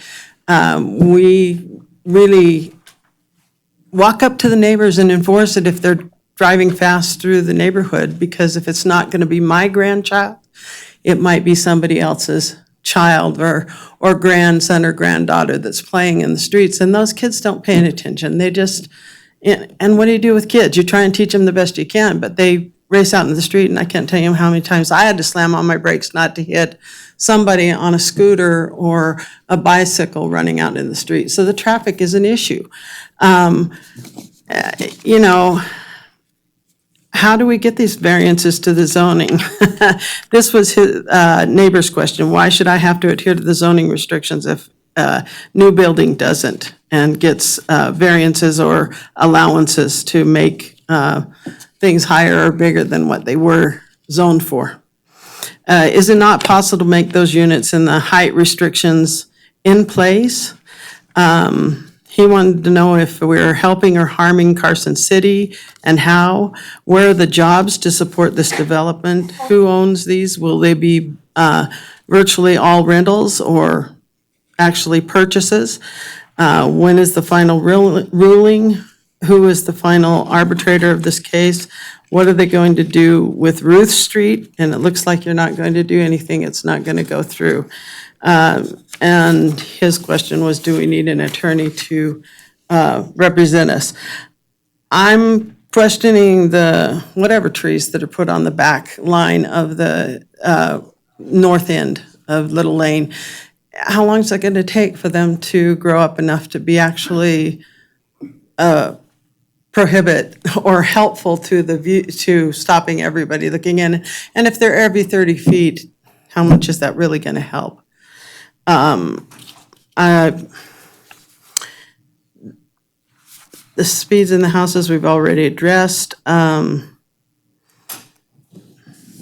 open flood zone kind of concerns me because the water table's high in that area. And I'm hoping that whatever you put in at the corner that's going to be pumping stuff out is going to be helpful to that. Like the other resident on Willard Lane said, we do have a dip down there. And that's flooded before. And, you know, it plugs up with leaves and twigs and trash all the time. They don't police it enough to keep it running good when there's heavy rains, as it is. I hope that doesn't come this way, that it goes out the other way or down in the sewer that they've got. I don't know what I wrote there. I think that's about all that I have to say. I appreciate your time, and I appreciate the thoughts regarding the affordable housing by Hope, and I'm hoping that people are paying a little more attention to what's going in. I know we can't stop what's built beside us. I hope that our comments actually have some effect on what's going on, and that this isn't just a pat on the head and send us on our way. Thank you.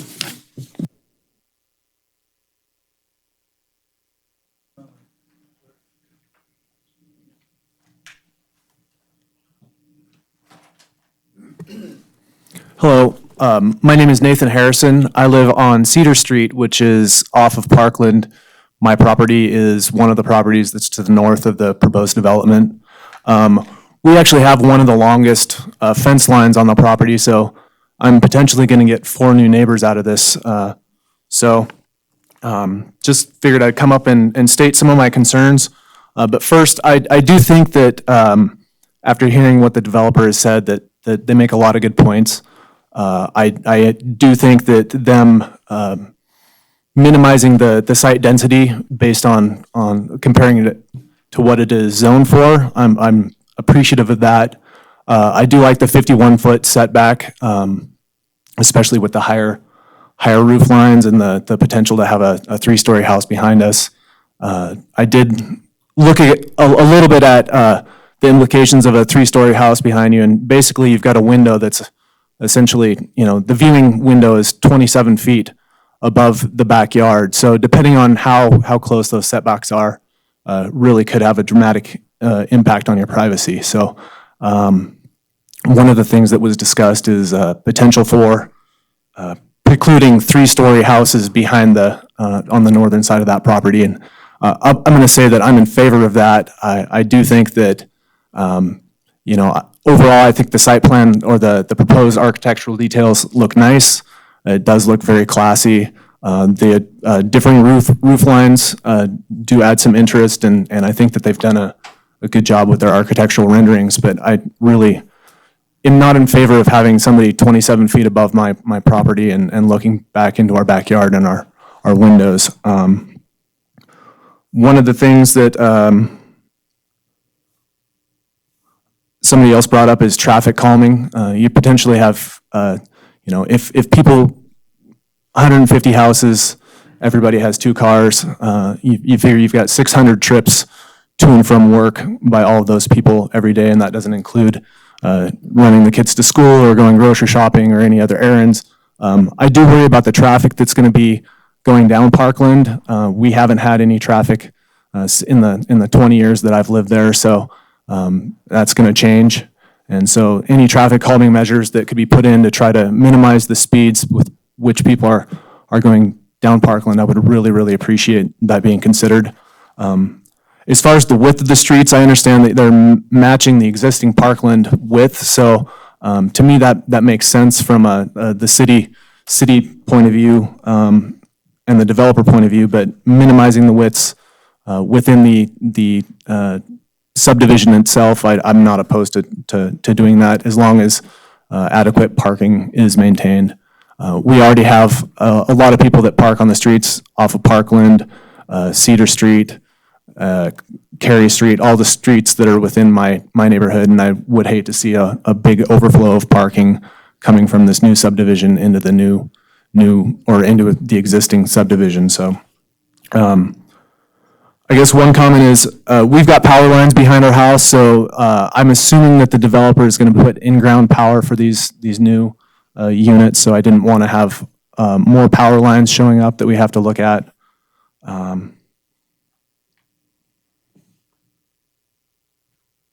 Let me go through my notes real quick, and I think I'll be on my way. Oh, one last comment is our current fence line is not actually our property line based on the public or the utility easement that's on the back of our property. So we have basically around a 5-foot offset from the surveyed, or when we had our property last surveyed, to where our fence line is. I'm just curious, they're proposing to put up a 5-foot high block wall on that side. I'm wondering how that is going to impact where our property line actually is and how our fence line is going to integrate with the current, with the proposed development. And then we've got mature trees in our backyard, and hopefully, they're proposing to put up more trees along the back. And I just want to make sure that any of our mature trees that are in place aren't negatively impacted by any of the construction that's going to be going on during the course of this development. And then just want to speak to construction noise, dust, and everything that does happen as they're building the process or the project. And not, it's unfortunate if people show up at 6 a.m. and start pumping concrete or paving or doing anything like that. So just some of my concerns as far as when this project actually, or if and when this project actually is approved. Thank you for your time. Thank you for your comments. Other public comment?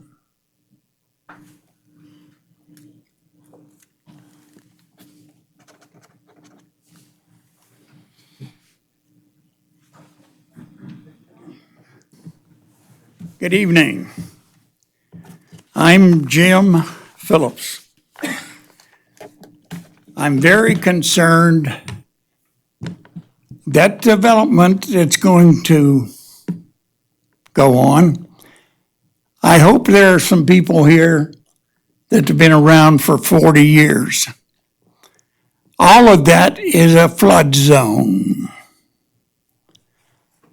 Everything coming down off of those mountains came down, and Fifth and Solomon flooded. Water come down Fifth, they didn't concern, and it turned right on Solomon, and it went to Depot, and then it turned in to Roundhouse. It even flooded all the way up to Firebox, and that's where the school is. And that's another concern. Nobody has addressed what's going to happen to the grade school that's there. Also, on the other side of the development on Roundhouse is big open fields that I think belong to Lampa. They can build 10,000 homes there. What's going to happen when they develop the property further east of Solomon? I think they better take a look at it, because on that flood zone on New Year's Day and Super Bowl, I was up to my waist in freezing water trying to keep water flowing off of Solomon through Depot and flooding my duplexes. Thank you. Thank you, sir, for your comments. Other public comment? Are you allowed to make one more? I guess, if you can make it very brief, sir, please. There will be. This one is. All right, Fred Aarons again. One of the things that I would like to see done, if this is going to go through, would be to block off Elaine Street from the complex. Because if you look at that way that road would go, you're going to have a straight shot off of Solomon. And people that don't want to wait for that light on Solomon and Fifth, they're going to cut through Elaine Street and come up Elaine Street and turn on to Fifth. So I would like, if that is going to happen, I would like to see that road blocked off so that traffic, we can't get any more traffic down this little neighborhood. Like I said, the exit way out of Elaine Street onto Fifth Street is very steep, and it floods there. I had a boat out there during one of our floods, and they had it blocked off. And I had a picture taken of me. Neighbors took videos of me floating out there. So that needs to be blocked off to keep that traffic out of there.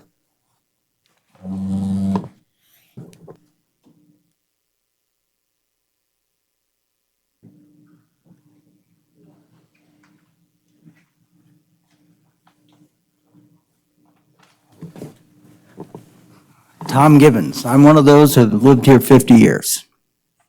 And I've seen the changes that have taken place over that time. By the way, I like the project with a couple primary exceptions.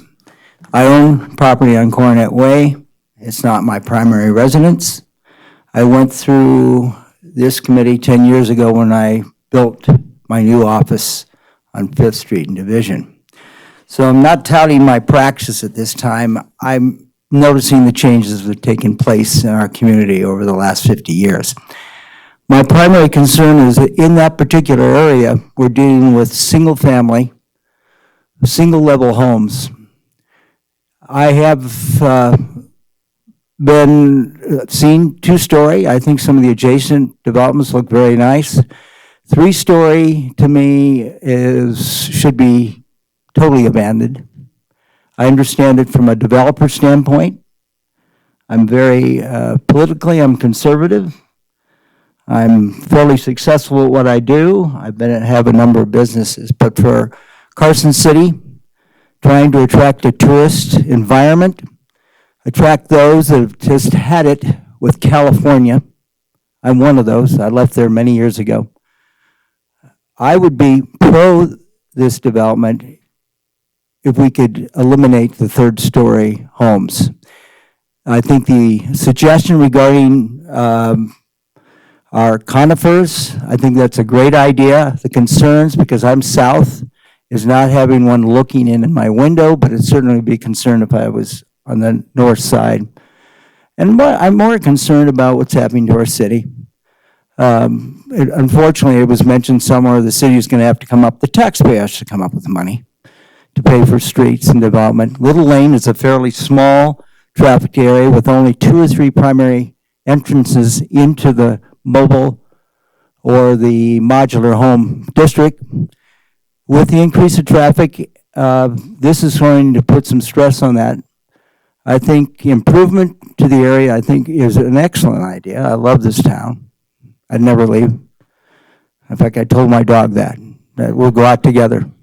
But I think if we take into account the third story, eliminating that concept, it not only reduces the traffic that will come to this particular area, but makes it more like Carson City should be, a small tourist town, a small town, for those that finally see the light and move from California to come on to our area. So that's my suggestion. I think the project has some very appealing points, but I think for those that are north or are concerned about the third story or my home, I know I don't live to the north. I live to this. I mean, I have a house to the south of that. And I'm fortunate enough to have a two-story place myself, and I think it's more than adequate to handle what we have in this particular area and for Carson City as our state capital. Anyway, thank you all. I want to appreciate those behind the counter there. This takes time and effort, and it's volunteer work. I've never had the courage to be where you are presently. I have gone before you before. I thank you for your service. But I think if we could modify that third story, bring in the conifers as suggested by Alex, I think we've got a potential winning situation. It would also eliminate the amount of traffic and maybe take a look at some of the concerns with flooding. Thank you.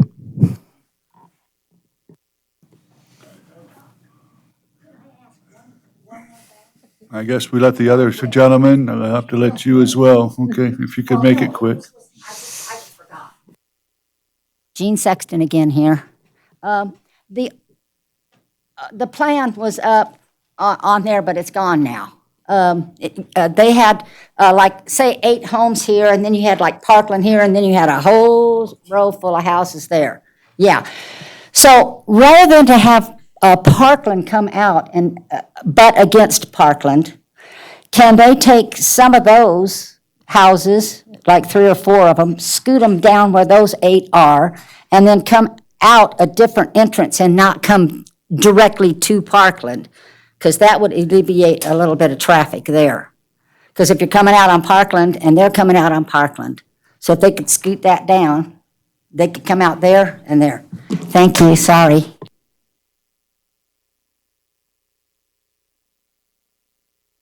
Okay, if we can please, I mean. One quick comment. This is Ann Waldron again. I just wanted to say that I concur with the idea of the children. We're talking about 149 homes with 2 to 3 kids each. You're talking about 450 kids in that area. 450 kids, new children in that area for the school district, and the school district's overcrowded as it is. So just wanted to say that.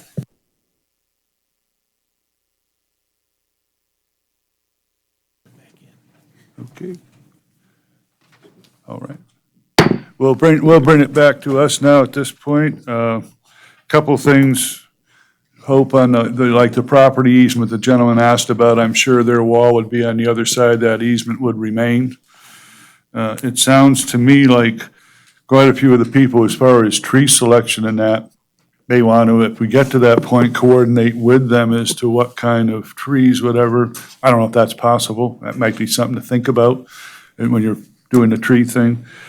And as schools, when it mentioned in there, they're expecting about 50 kids out of that area probably. And they're concerned they're going to probably have to reassess as far as what the schools do in that area. I'm sure there's others, Hope, that you want to address. Okay, I'll just go in order, and I'll call on Stephen to help me with this. Mr. Fred Ahrens. Okay, it was interesting when Mr. Ahrens began to talk because I was reminded of one of our meetings with Mr. Bates. And we told Mr. Bates, you have to manage the storm water coming from a lane and coming from the property to the north of you. And Mr. Bates said, but that's not my water. That's not my fault that the city didn't handle the water on the property to the north of me. And if you expect me to manage that water, you need to pay me to do that. We said, no, Mr. Bates, we're not doing that. You need to manage that water. That water makes its way onto your property. Mr. Bates was just as angry with us as you were, Mr. Ahrens. But he's here now. And I think he and Stephen didn't see eye to eye on that, but Stephen stood strong on that he needed to address that stormwater and that flooding. And with that, I'll let Stephen speak a little more in depth about how the water will work, because what I'm hearing from the, Mr. Aaron's is a concern that it's going to result in flooding to the north and how that's all going to be handled. So if Stephen can speak to that, and then we'll move on to some of the other questions. So yeah, Stephen, for the record, similar to other projects you've seen, this project will require a clomar to change the shape of the flood zone, if you will. And it sounds like they've already been working with Rob Fellows, who works really closely with FEMA often on projects like this. There will be a storm drain outlet in the southeast corner of that basin, which goes to the channel next to the school over by Firebox. So that's the general gist of it. Okay, how long does it take for an evergreen to grow? It will depend on the species. There was a question about if base or ground floor level became a mother-in-law unit, how would that parking be handled? Right now, it will not accommodate the parking, so we will not allow those to become dwelling units based on current code. Now, I will mention the Planning Commission has been discussing how to handle accessory dwelling units. The rules may change, but at this point in time, based on existing rules, the parking would not accommodate those to be essentially 2 dwelling units. There was discussion about traffic on the lane, about crime. This commission has heard discussions on crime associated with new residential development in the past. As the commission may recall, I've met with the sheriff's office on that question. The sheriff's office has identified their top 5 call locations. None of those call locations are residential. So in terms of residential uses creating crime, that's not been the experience in Carson City. Parking of RVs, I'll let the applicant speak specifically to that, but it looks as though they're not going to accommodate parking for RVs, which means RVs would be parked off-site in a storage facility. Ms. Sexton asked, could we eliminate Parkland and the connection to Parkland? No, I don't believe we can, because when we approved Arbor Villas, they were required to create that connection to Parkland. And if you've been out there, you can see they paved that roadway to create that connection. The Parkland exists to the north and to the south of this property, and this property will create that continuity in the roadway. We talked to Ms. Sexton, said, please don't redirect the floodplain. This will not redirect the floodplain. And she commented on pine needles. Ms. Waldron, she was concerned about the balconies and suggested that the buildings on the northernmost road, and I'm not going to call roads by street names because many of the street names were not approved. So when we get to the conditions of approval, I want to describe it as the northernmost road. She suggested that those buildings be limited to 2 stories. She had a question about, I believe it was stormwater. I wrote down water. She had a list of questions. I received an email this afternoon from one of her neighbors, and I responded to every single one of those questions in the email. I'm guessing you didn't receive my response. I tried to write as quick as I could for her, but the couple things I did hear was, when was the zoning created? I don't know when the zoning was created. I've been here slightly more than 3 years, and it's been in place since I've been here. Since at least 1977, and it's illegible before that. Since at least 1977. There was a question about why there was a variance. There is no variance, and that's a really important distinction. We are not considering a variance today. You're considering a special use permit. It's a different set of findings. And the zoning code accommodates a special use permit. It's within the parameters of the zoning. So if Mr. Bates were to come in with the building that was too tall, I would say, no, you can't build that building. It's not allowed by right. But he does have the ability to request a special use permit from the Planning Commission. The Planning Commission conducts a public hearing. You consider the 7 findings of fact, and the Planning Commission is authorized to grant him a special use permit to have a taller building. There were questions about the traffic and the technical studies that were done. Those technical studies are all available on the city's website, and I sent the link to your neighbor if you'd like to access that. Who will occupy these buildings? I don't know. I don't know who's going to buy these. There was a question about the impact of the to the schools. Again, in the staff report, we did formally reach out to the school, and they did respond that they continue to have concerns about capacity, and they may need to rezone that area. Nathan Harris, there were more questions from Ms. Waldron from that email, but I couldn't write them fast enough, but I did formally respond to that email. Nathan Harrison, he was, he also encouraged you to preclude the 3-story houses along the northern property line. He encouraged the traffic calming devices. He wanted verification that power lines would be in ground, and that is a true statement. They will be. They will not be above overhead power lines. He was concerned about the property line vis-a-vis an easement. I wasn't clear on that question, but I did ask Stephen Pote if we would be able to put that masonry wall right on the property line based on existing easements, and Mr. Pote advised me that we could. He's concerned about protecting off-site trees, dust and noise control. We do have hours of operation. In the conditions of approval, the state will handle dust control and DEP. And in terms of protection of off-site trees, that's a fair point. And so we may want to have the developer inventory off-site trees that might be compromised by construction and put up some tree protection fencing. Since they're having that 7-foot landscape strip anyway, it would just be making sure nobody accidentally went in there and compromised the neighbor's trees. Mr. Phillips talked about the flood zone, and I think we spoke to that. The school impact, and we have spoken about that. And what happens when Lampa builds east of Salomon. The commission's been looking at the Lampa plans. Lampa has been selling his land, and it is being brought forward to the commission for development. With every one of those development, our development engineering team, our stormwater manager are looking really closely at the impact of the floodplain to make sure we're not moving it to impact off-site residents. Mr. Erickson suggested blocking Elaine Street.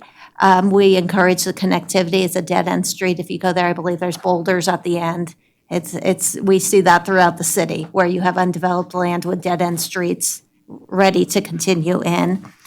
And Mr. Gibbons encouraged that the 3rd story be abandoned. And that is my notes. Just one other thing, Lee Plumwell, Community Development Director. Just one other thing, comments I heard from a couple about the final approval, so this might be a good time to mention the process, that this is the public hearing. The Planning Commission makes a recommendation to the Board of Supervisors on the tentative map. The Board of Supervisors has the final approval. And so I'll just say it now, this will likely be scheduled for the second meeting in August for the Board of Supervisors, assuming you move forward and make the recommendation today, which would be the Thursday, August 15th meeting. One thing I was hearing quite a bit of, and just maybe we could address that first in your comments back, would be possibility of limiting that north road to just 2 stories on that one section facing the other properties. It's just a thought, and also consideration of balconies on those as well. We kind of did that next door, so it's just a thought. And then you can address any questions or whatever you. On that particular issue, I've been in this business for 43 years, and of course, one of the things that we try to do is we look at it from street appeal. And that street is definitely going to look better with the variety of houses moving up and down. We put all 2 stories there. We've got 2 plans. You're going to just see the same house repeating itself over and over and over and over and over. And it's not going to look as well. The other thing is that there's an objection to the 3-story house. But what we're trying to do is we're trying to let somebody that can only afford to pay up to maybe $400,000 for a house, the chance to live in a rather large house that lives big. Typically, in this day and age, in new homes that we're building, we're putting in 10-foot ceiling plates. In these houses, we're putting 9. Standard construction was 8-foot plates. This house is meant to live big, and each floor plan has a different lifestyle. Some live towards the back, some live towards the front. But there's a lot of thought that goes into it, but very little thought that goes into just saying, let's wipe it out. And what are we wiping out?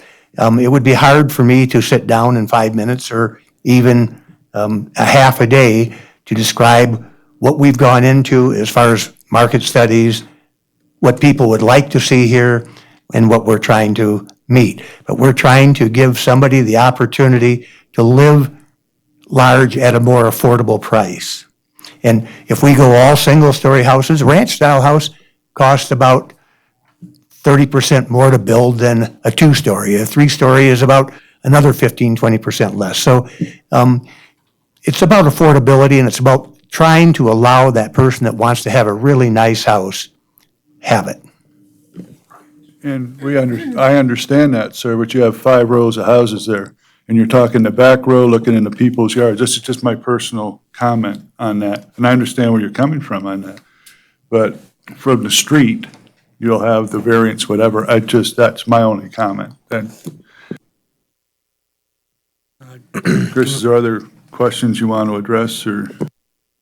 There was, again, Chris Baker, Manhart Consulting here on behalf of the applicant. Regarding, there were some traffic calming questions. I know they came from the board and they came from the public. And then street width. Again, I think Stephen addressed kind of the punch-through streets, Parkland and Elaine. We're just matching existing right-of-way. And I understand the city's approach there.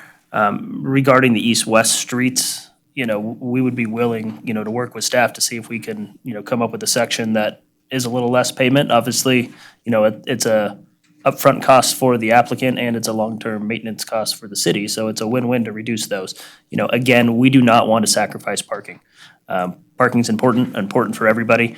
And then obviously we'd have to get this run through fire, but, we're definitely willing to have that conversation. I believe it's a win-win for everybody.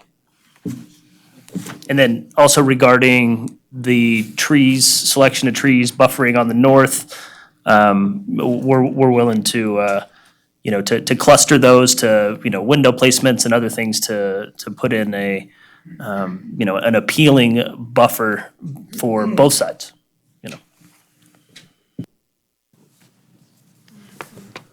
Commissioner Doors, I've got a couple things. The public space, is the access to that going to be limited to HOA residents only? Yeah, it's going to be private HOA property. There's going to be an amenities package that's put forth there, tot lots, picnic tables, other things like that. In theory, yes. I don't know how enforceable that is, though, to be honest with you. Okay. Yeah, I mean, that is a dangerous area. I'd like to see that changed to being public property, open to the public. I actually used to live on Jerry Lane, which is 2 blocks over. And I spent 4th of July on Jerry Lane this year and watched a family of what looked like inebriated people driving their kids around on a motorcycle about 30 miles an hour up doing circles. And those kids would have a place to be safer than the current setup if that common area is put in and allowed public access. And not just those kids. I mean, again, living there's all sorts of kids. These folks are definitely correct. I think if we're having a very large park there, and the interest is, as Mr. Bates stated, in reaching out and giving the community what they desire, I think that keeping that private HOA land would be ill-advised. That's not something that we're concerned with. You might ask the city. I'm concerned with. No, we could go either way is what I'm saying. Okay. It's up to the city whether they want to take that as a public park or not, Yeah, it becomes HOA ownership, insurance issues, other things. Like I said, I have a park like this in my area. It's technically owned by the HOA. There's no enforcement. There's no one there watching. Realistically, if someone's coming to the park, they're coming to the park. Well, with those of us, as I'm sure you have experience with HOAs, sometimes enforcement is a much bigger thing than originally planned. Those things are board related and we can't talk here. We don't know what would be enforced. So I think that should be officially put on. But are we then committing the city to take care of that Yeah, that's the park? problem. Well, I don't know. I mean, and that, I'm just putting it out there. And if you have a public park, yeah, you have to have public parking. Well- I don't think that's one avenue we want to go down. Well, they brought up the public taking over that land. You know, you don't need to have it be owned by the city to have it be open to the public.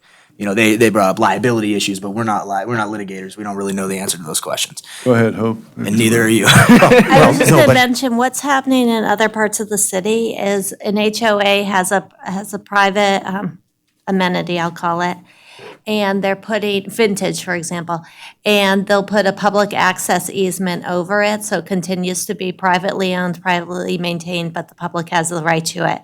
Whether or not Parks and Rec will endorse that idea is a question I have, but what you're doing tonight is you're holding a public hearing, you're looking at 7 findings of fact, and you're making a recommendation to the Board of Supervisors.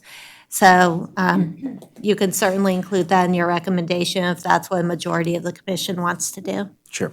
Okay, so furthermore, I do fully support, I think, we should add in a condition that no 3-story plans shall be built on the northernmost row of homes. And I think that would be condition number 2, that would, be appeasing or, helping to meet. I think we should, I don't think we should leave it open. I think we should just put something in conditions, 75% to 25% evergreens to deciduous trees along the northernmost wall. I think that people seem to be into that idea, and I don't think we should leave it open to discussing further. We should just put it down. And then to Mr. Eswine's point, I think we should narrow the northernmost east-west oriented street, currently named Vine, and the southernmost east-west oriented street, currently named Village Green. I'll defer because he obviously knows a lot more, but I don't see why we couldn't narrow 10 feet. You'd still be over the 36 feet that you're talking. If we move all the 4 southernmost row of houses in, you've just created 20 more feet for parking along Little Lane without changing anything about the currently proposed design of a turning lane being down the whole way or anything. No one has to sacrifice anything, and it seems like the applicant is into that too, and that would be, I believe, finding number 3 that would help to meet. So those are my ideas. I do think we should add no 3 stories along the north, narrow the roads, and that could be up for debate. And then my personal recommendation would be 75% evergreens to 25% deciduous along the northernmost property line. Thank you.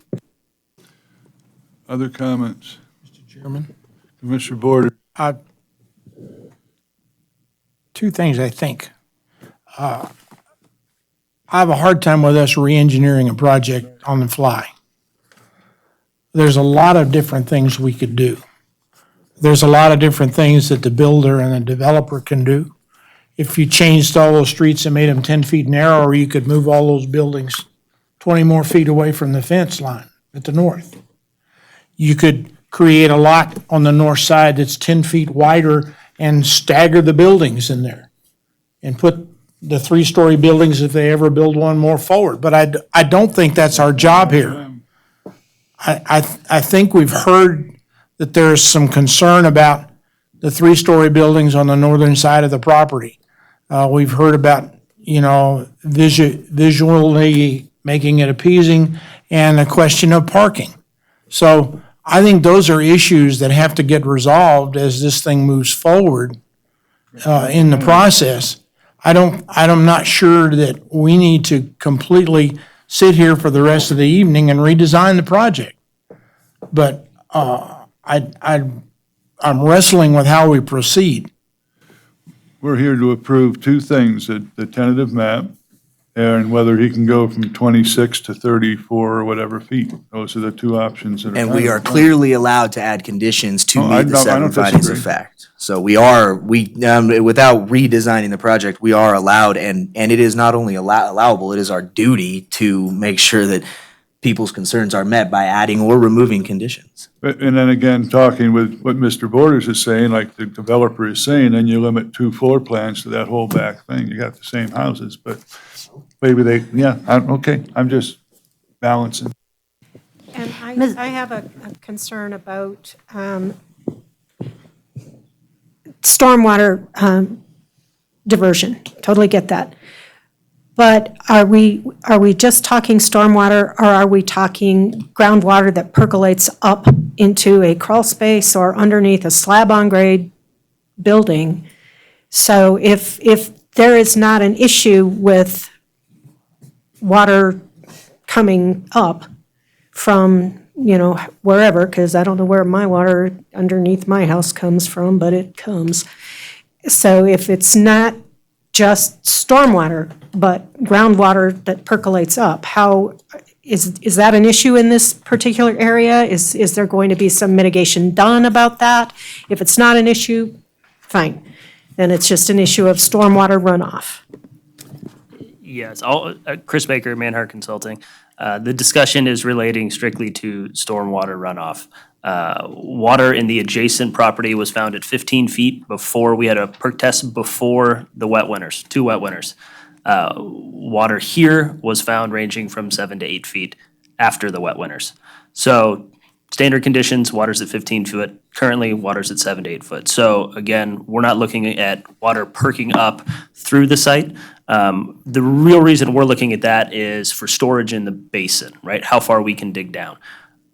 None of that is impacting any of the residential units at all. So what we are talking about is conveying stormwater through the site into the basin and, realistically alleviating some of the concerns and problems that are existing on the northern property. That's the reason staff touched on the requirement to keep a lane in. The initial proposal we had did not have a lane tying in. That is to convey stormwaters that are problematic to the north to our basin that we're proposing on site. So not only are we going to try and help the situation on our site, we're actually trying to alleviate some of the problems that are out there now. So Lee and Hope, just for clarification, we can approve TSM 19103, and then we have the option to approve or disapprove the second part, right, as far as the height of the buildings, or we can dictate we can ask to put in there that the northern boundary only be 2-story, correct? Okay. I want to talk about things in the reverse of what I presented because I think it's an easier conversation. When you think about the special use permit is purely building height. The only thing I'm hearing you all say about that is actually 2 things. One, the homes that face the northern property line or the northernmost row of homes, I think that's how Commissioner Doris phrased it, and that was a good phrasing. The northernmost row of homes is limited to 2 stories. I don't know if that's a majority, but I've heard that come out. That's specifically tied to the SUP, not the tentative map. So I just think it's an easier if you try to separate the 2.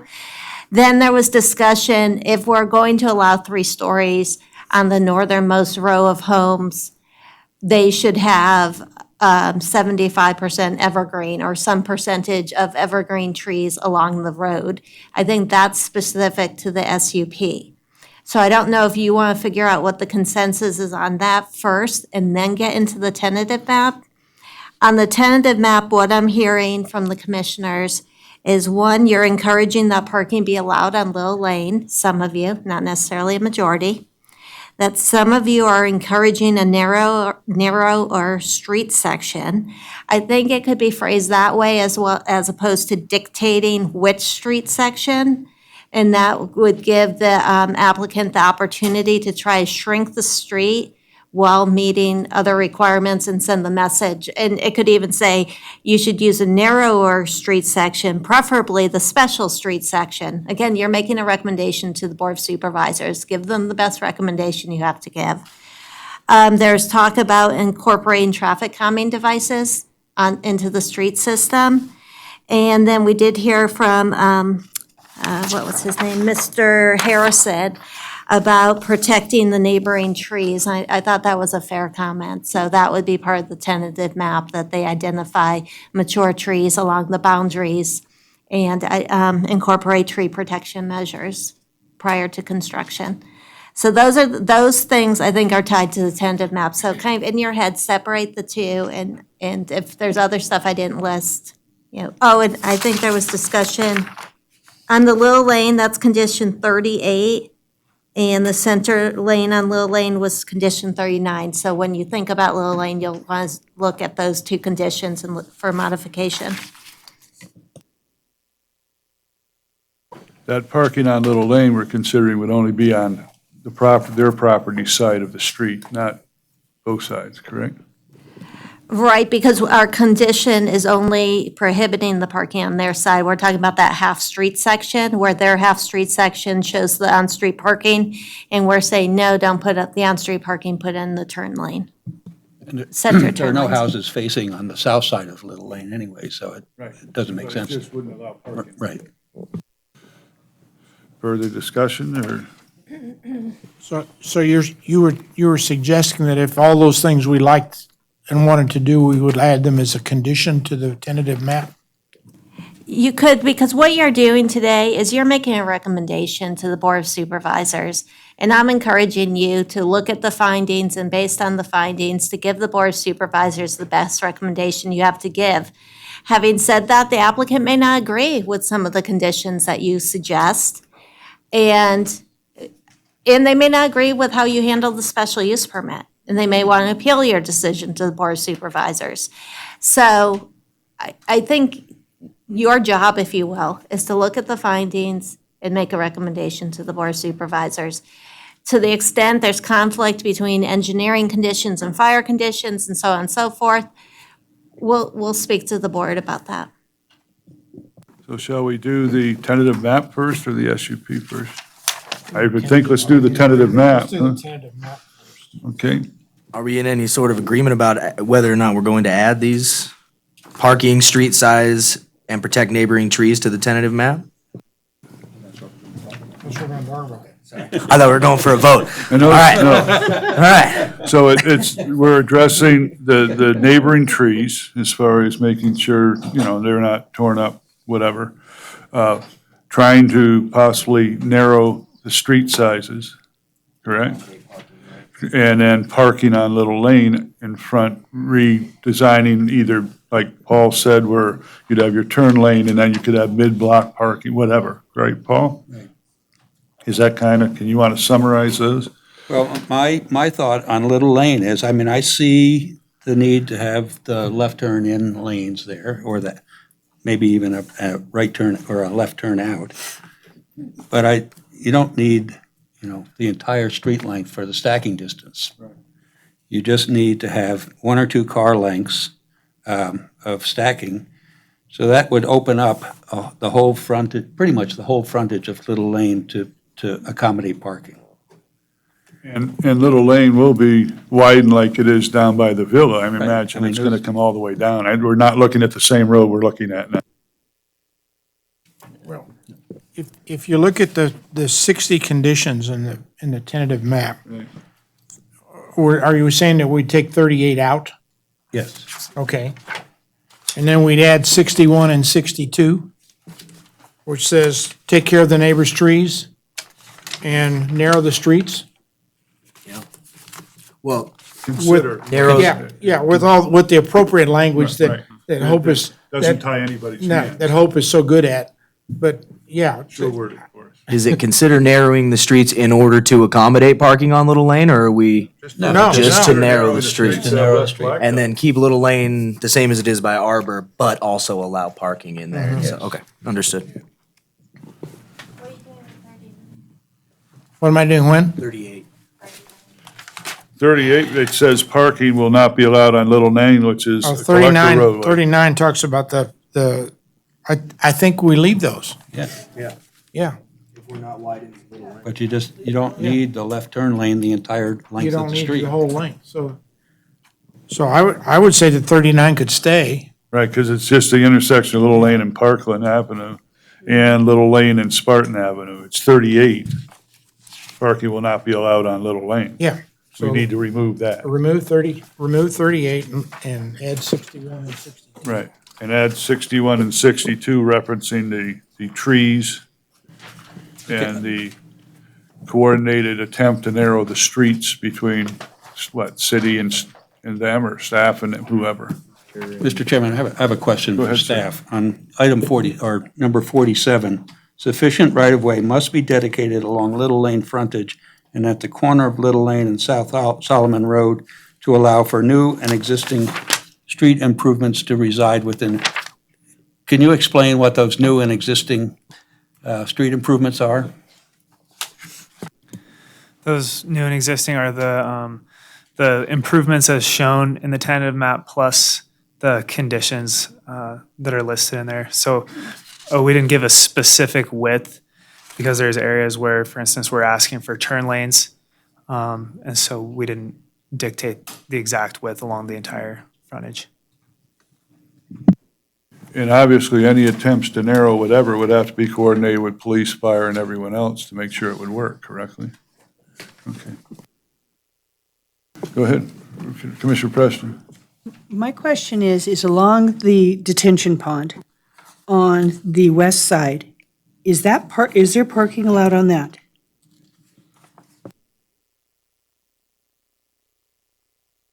West side, I'm sorry. West side. West side. Yeah. Yes. On each end. One of the things that I'd like to suggest, and I know we don't want to change tentative maps, is that when I'm looking at this as far as a collector road and coming in off of Solomon and that type of thing, my only question would be, is there a possibility to essentially put a monument sign down here in this bottom to kind of create a traffic calming area and maybe indent that parking a little bit? The reason is that if you have the parking that is there and utilized and you see it on that side, that it may deter people from driving as quickly down that road and onto Elaine.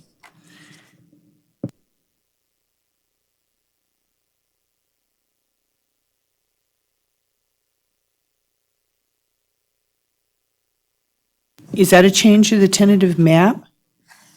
The tentative map doesn't exist yet. It's a proposed tentative map, and just sequencing wise, what will happen is you're making a recommendation to the Board of Supervisors. The Board of Supervisors is authorized to approve the map. Then what they would do is prepare construction plans that reflected all the conditions of approval. So I'm not sure if you're suggesting the incorporation of traffic calming devices on the north-south roadways? What I'm suggesting is actually showing designated parking on that side of the park and really showing the designated parking, because it's been my experience that if you have parking along a side that is a straight area, that what it does is it actually deters people from driving as quickly. I mean, we have a situation on Division Street where people love to drive really quickly, but if there's parking on both sides of that, it slows it down. And so that's what I'm concerned about, considering that Solomon, like someone suggested that the light, they may try to use this as a cut through over to Fifth Street. If we could go ahead and do that, and that would protect the people in this subdivision and the people on Elaine. So you're saying stripe the parking spaces so that there's this visual thing, so it's clear where the drive lane is and where the parking space is. Okay.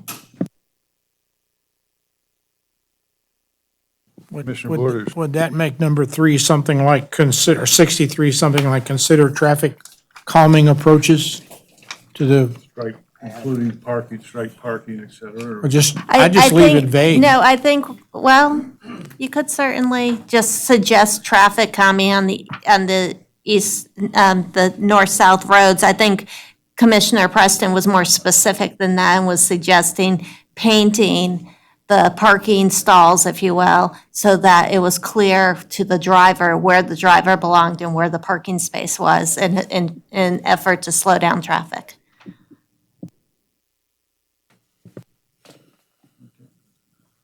You got it all covered? I have one more comment. I'm Commissioner Wiggins, for the record. I'm having trouble re-engineering all this traffic stuff that has been looked at by a traffic department that looks at the entirety of the city and not this project. So I just want to personally say that I don't think us taking away things that a plan, looking at this individually when it should be looked at as a whole by staff. You know, if you calm down Little Lane, that's putting more traffic on these other streets because now Little Lane isn't that collector roadway. So now Park Lane gets more crowded. Now Lane gets more crowded because now Little Lane doesn't get people to where they need to get. So I'm not a traffic engineer that should be making that decision. So I personally wouldn't change any of these things. Thank you. Well, as far as parking or whatever on Little Lane or As anywhere? as far as Little Lane, putting parking there, we didn't do it on the other project that's next door to it. So as a collector roadway, if traffic engineering recommends we don't put parking there, then I'm gonna say I agree with them. And as far as street widths, again, there's a planning group that's looking at this, and if you put parking on Little Lane, now your road's wider. Where city's still gonna maintain that to put a parking lane, then other lanes, and whatever else has to happen, so. I'm struggling with re-engineering this at this commission And meeting. again, these are recommendations we're adding. It's not necessarily, the final.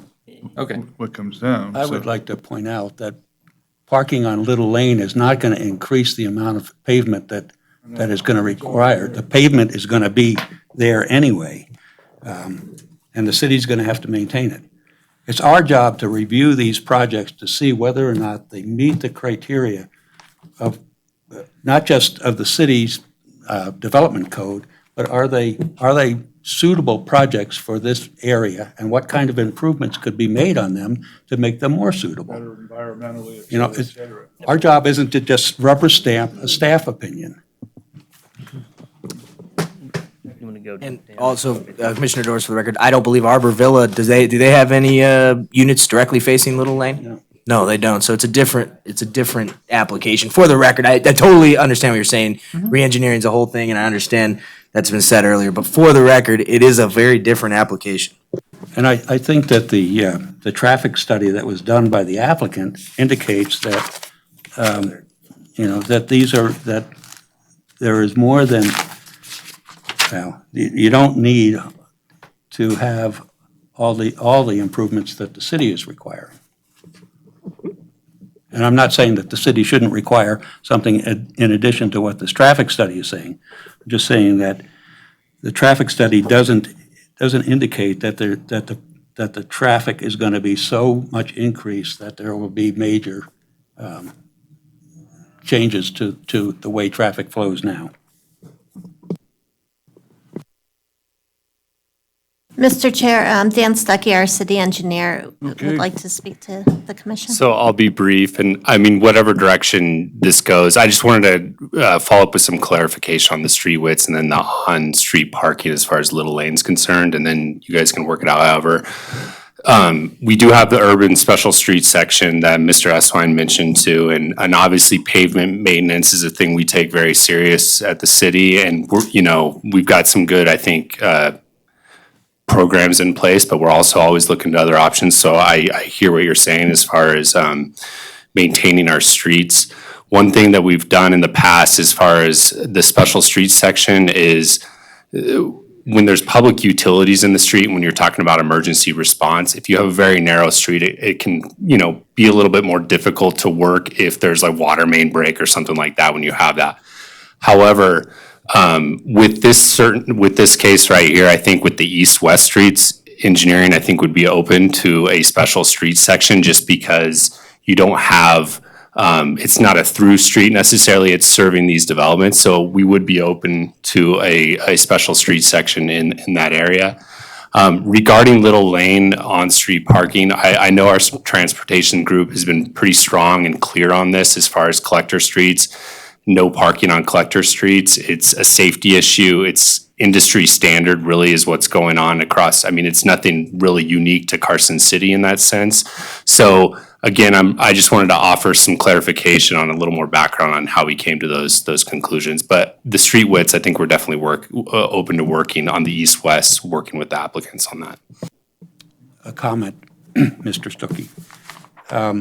that if you're going to eliminate parking on collector streets, then you need to change your specification, because your specification specifically says has possibility for parking on collector streets at 36 feet wide. I hear what you're saying. We will definitely revisit those. And I think it is a case-by-case basis. I'm not saying it's a blanket statement, but I know they did look at this and made that decision to move forward with that condition.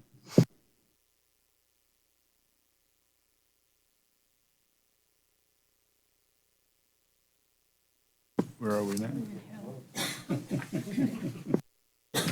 Mr. Chair, if I can summarize what I've heard for the benefit of the record. I believe that what the commission's considering in terms of the tentative map conditions of approval is the change that the staff put forward on condition 27, removal of condition 38, which is the prohibition of parking on Little Lane, adding condition 61 that the developer shall inventory mature trees on the perimeter on neighboring properties and install tree protection measures as appropriate prior to the commencement of construction. To add condition 62, which would state that the applicant or the project shall utilize the special street section on the east-west streets. And condition 63, I'm not clear about, but perhaps that the parking stalls on the north-south roadways by the open space shall be striped. Do we need to go as far as with the parking stalls or leave that? I don't think we do. And the neighboring trees would be the trees along the border or property line, not all the neighboring trees in some neighbors' properties. So that would just be the ones that might be affected by the construction. Right, it could be trees on neighboring properties that may be impacted by the construction. Mr. Chairman, Commissioner Borders. I move to recommend approval of a tentative subdivision map TSM 19-103 based upon the ability to make the required findings subject to the conditions of approval, including the modifications of number 27, the elimination of number 38, and the addition of number 61 for trees, 62 for special street sections, and 63 for striping of the north-south road. Parking striping for the north-south road. Elaine, yes. We have a motion. Do we have a second?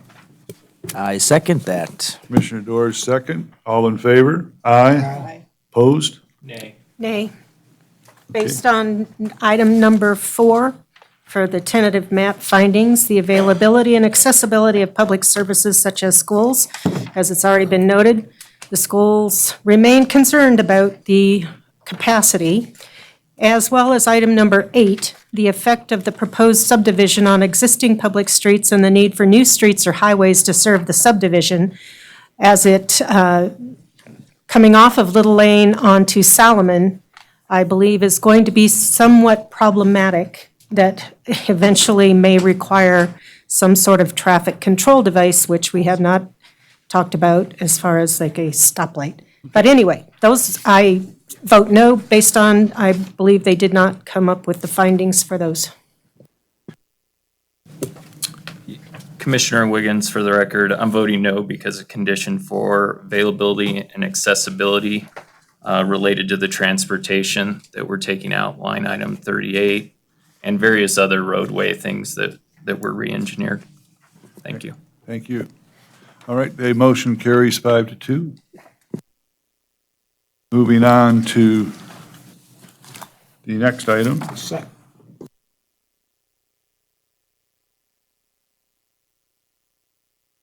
My feelings on the special use permit where I'm sitting currently is either we limit the 2-story on the north line, or I will not vote for this SUP and limit the whole project.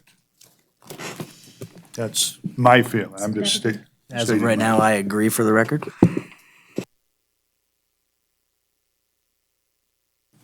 The only question I have to that is if we've shortened those east-west streets, there's another 10 or 20 feet available. Good yards. Big yards. Well, but it would also move the whole project 10 feet farther to the south. It wouldn't be 51 feet, it could be 61 feet. As it's sitting today, if they could gain more footage back, then that possibility exists. But I still have difficulty from coming in from 27-foot window level. I don't care if you're 50, 60 feet away, you're going to see pretty well back into somebody's backyard. Okay. Anyway, that's just, but if you can tie that in possibly also, the combination thereof, and I don't know how you would word that, Commissioner Borders. Other comments? I think that it would also behoove us to include a condition concerning trees along that northern boundary, to include either a percentage of evergreens or a staggered. I think what you need to consider too is, and having been around, nurseries, et cetera, how big a tree is they putting in? I mean, you could put a 6-foot evergreen in and that place will be gone Yeah, before we they. should have a minimum height for. Yeah, I think trees that along the maybe, I border. don't know if there is addressed in there as to what size, especially along that border, Can we maybe. not just do that? No, we're doing. Another- protect- add another no, we're development? protecting tree, oh, yeah, No, we no. did, yes, we Yeah, did. we made a specification that seemed to work. Yeah, well, it's either trunk size or whatever is what you go by, not container size, because they just put little trees in big containers. No, I'm saying we just approved a project and one of the conditions was the fact that they had a mix of trees in it. And the condition specified what that was. And that, Was that storage area on Yeah, it was. Industrial yeah, Way? but that seemed to be a good solution. All I'm saying is, And again, it doesn't have to be throughout the project, I think, but mainly along that border that's affecting neighbors. We can maybe mitigate even the 3-story a little if the trees were big enough. I don't know. But I think we'd be willing to put specimens in there.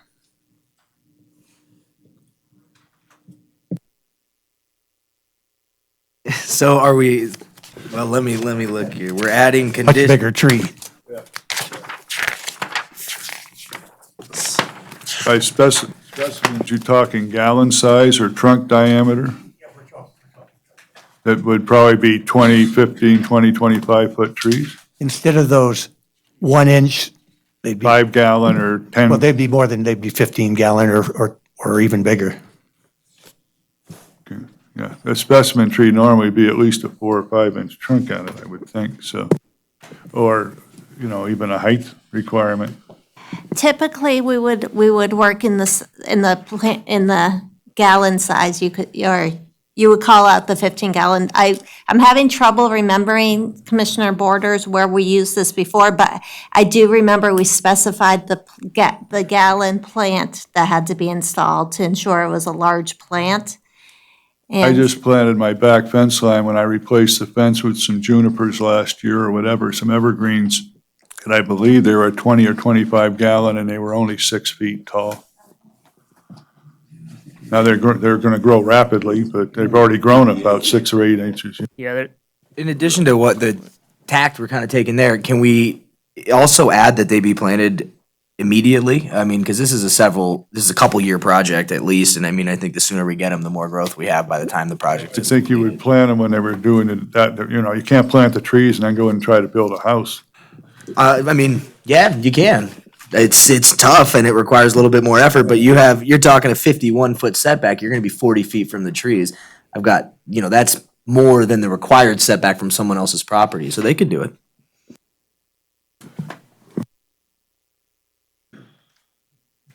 is it appropriate to put a tree requirement in a special use permit that's talking about height? Yes, because what you're doing here in the special use permit is your concern was, the record's clear on this. You expressed concern, the public expressed concern about privacy. And what you are suggesting is, since trees are proposed along that property line anyway, you're looking for an immediate screening, if you will, that will extend beyond the wall height so that the neighbors can have privacy in their backyards. So I think you can absolutely rely on finding number 2 and requiring a certain height or planting or a caliper. All right, but do we know what that is yet? Real quick, if I can jump in here. I think what you guys are searching for, typically the way this is done is the minimum diameter of the trunk at breast height is what you're asking for. What that does, limiting it to a 1 gallon, a 5 gallon, a 15 gallon, that really depends on species. The typical term that you're looking for is, it's typically at 5 feet, how big the tree diameter is, which is reflective of how much mass and how much height you're actually gonna have. So I think those are kind of the terms you're looking for. Typically, you're looking at 3 or 4 inches at breast height, and that's not a 6-foot tree, obviously. That's You as know, a We're minimum. looking for something that's gonna get you up in the teens toward, Yes. whatever. So something that's gonna be when you are looking for conditions, that 4-inch DBH 4-inch, okay, diameter at breast height. okay. We can put that in there. Number 6. Number 5.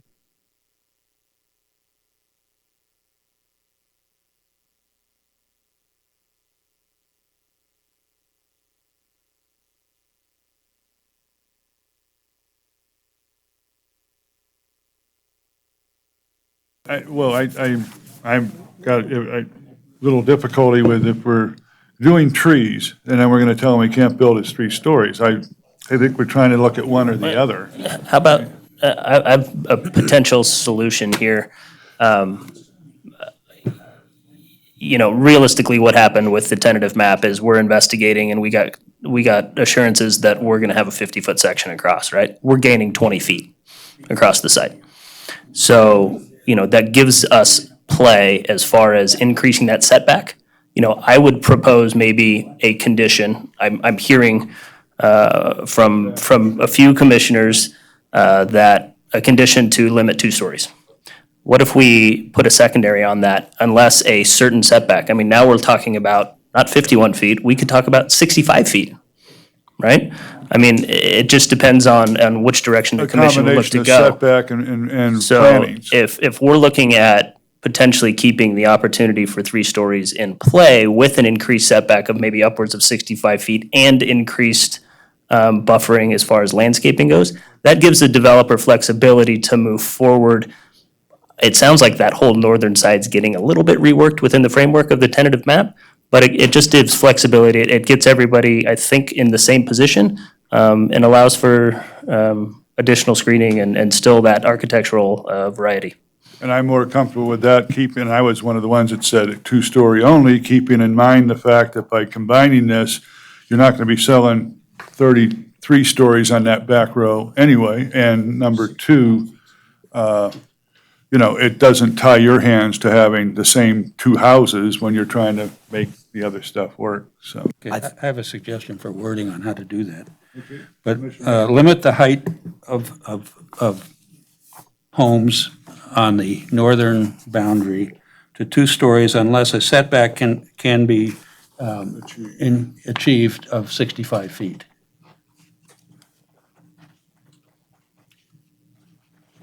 That's another 14, 15 feet, actually. I was hoping we didn't have to use it all back there, maybe 60 feet. We're at 51? Yeah, we're. So maybe 61. 51 now. Let's say 61. Yeah, if that would work for us. An additional 10 feet. And that gives you some more movement as far as looking. In addition to the In addition to the specimen planting, the trees specimen and- trees, right. it's Yeah. with the 4 inches at And I chest height. I think that it is important to do the height, but I mean, it's kind of a moot point because they're gonna put trees in there anyways, and they're obviously not gonna put short trees. I think we should put the 4 DBH in there or whatever, but I think the more important part of what I brought up the trees for was the evergreen side of it. It's not so much a height thing, it's a privacy as far as, deciduous trees losing their leaves and then they're worthless as privacy screens for 6 months. So, yeah, the height is important, but they're not gonna put short trees in there. It's the evergreen percentages or mixture that I find important. Like a 60-40 minimum or something like that? or Exactly, yeah. 50-50, whatever, something. It's something. Okay. And we're fine with that. And I think what also is going to happen there on the north end, we have a 7-foot landscape buffer now. What's realistically going to happen is that buffer is just going to get larger. So which really does change the line of sight. If you're pushing a tree closer to the residents, the potential residents, that line of sight, really, that angle changes a little bit too. So you're getting more use out of a taller tree, right? If you have a 10-foot landscape buffer as opposed to a 7-foot. So you could even stack trees as opposed to doing, you could stagger them and kind of put 2 trees next to each other. And it really gives you a lot more variety of what that buffer could look like. Well, and there's also, to be fair and for the record, there's accountability on both property owners in a case like this. As mentioned before, I've got a 2nd-story house behind mine, and we planted privacy screens in our property as well. It's as unfortunate as it is, we're trying to mitigate as much privacy damage as possible, but it is part of owning a property. You do have accountability on your side for privacy as well. Any other input? Commissioner Eschwein, you got it lined up? Before I make a motion, let me run these additional conditions by the board. Number 5 would be to install a minimum 4-inch DBH mixture of 60-40 mixture of evergreen deciduous trees along the northern property line. Number 6 would be to limit heights of structures on the northernmost tier of buildings to 2-story unless a setback of 61 feet can be achieved. That's your motion? Is that your motion? My motion, yes. And I will second that motion. All in favor? Aye. Aye. Opposed? No. Okay. Blake? We're going to need a break, yes, for sure. Carrie 6-1, Commissioner Tingle opposed. Having voted no on the initial tentative subdivision map, I don't feel I can vote yes on the Okay. SUP. Thank you. We can take a break, please. We got, what, 5 more items? Yeah. It's also 8 o'clock. I told my wife I'd bring dinner home.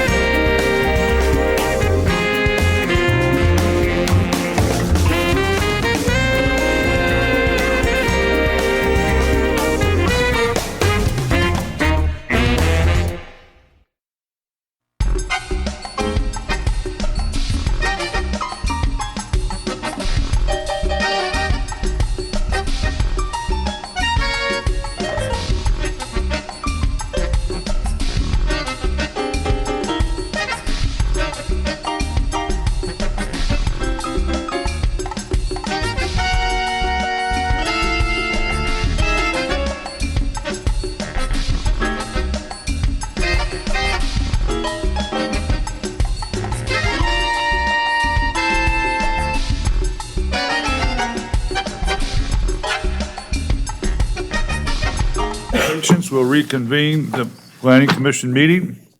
Moving on to E4, SUP-16-048-1 for possible action, continued discussion and possible action regarding request to modify a special use permit, SUP-16-048, to increase the number of containers on site from 2 to 3, including relocation of existing metal storage containers and placement of additional metal storage container, which has been on the site since 2011 in public zoning district at 4151 East Fifth Street, APN 010-035-27. Screen? Heather Ferris, Associate Planner for the record. This is a modification to an existing special use permit and would allow for the placement of 3 containers at the Eagle Valley Middle School.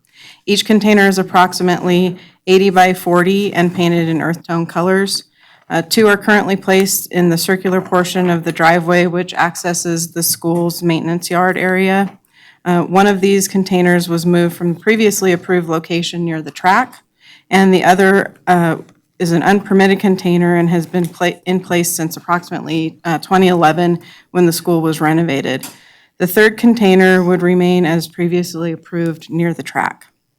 The Planning Commission first considered this request at their May 29th meeting. After hearing from staff, the applicant, and the public, the Planning Commission directed staff to work with the school district in order to determine alternative locations for the containers and/or screening options. Since the May 29th meeting, staff met on site with representatives from the school district on 2 different occasions in order to determine if there is another better suited location for the 2 containers currently placed in the circular drive area. After visiting the site, staff discussed 2 alternative locations with the school district. One was to relocate the containers to the area near the track. The school district has indicated that the containers are not utilized for track and field equipment anymore, but instead are used to store school and office supplies, and locating the containers near the track would not be efficient due to the frequency at which the containers are accessed. The second location was to relocate the containers to the fenced maintenance area, highlighted here in orange, and it's located on the east side of the school building, where the school is currently storing other classroom and office items. However, the school district worked to try to figure out if they could actually relocate the containers to that area, and that would be impossible without a crane. Thank you. The school district has offered the solution of fencing the current proposed location with an 8-foot tall chain link fence with privacy slats. Since this was last before you, staff has added condition number 5, requiring an 8-foot tall chain link fence with privacy slats and dense landscaping in order to screen the containers from view of neighboring property owners. As written, the condition would require the school district to install the fence and landscaping within 60 days of approval of the request. Staff was able to make all findings in the affirmative, subject to the conditions of approval included in the staff report, and is therefore recommending approval. We have received 2 different comment letters from Mr. Rabble dated May 20th and July 18th. Both are included in your packet. You've also received a copy of an email from April of this year as late material. That email is from Mr. Rabble to Kathy Green, another planner in our office, and it includes a picture showing the containers from Mr. Rabble's yard. That was provided to you at the request of the school district. Mark Johnson is here on behalf of the school district and may wish to address the commission. And with that, I'm available for questions. Any questions for staff? Commissioner Borders? Are the 2 containers going to be put together? Or are they just going to be, is the fence going to go all the way around both of them or? So the main concern for staff is making sure that screening would be along that eastern side of that circular area, likely on the inside of the existing trees, so that you can't actually view them from the backyards of the neighboring properties. So the fence wouldn't, the fence would not enclose it, it would just be a screening fence on one side? It's not required to be enclosed, no. I'm just curious as to these containers, how are they delivered normally on a truck or whatever, and then they're dropped and put there? I mean, you couldn't put it back on a truck and then just drive it around and put it down I again? believe they're normally delivered on a truck. Maybe the school district can respond to the specifics of it. The crane would be needed to get through, because that maintenance area is currently fenced and gated. The crane would be needed to place it over that gate and fence currently. They can't get it through the gate at the angle that it's at. Gotcha, okay.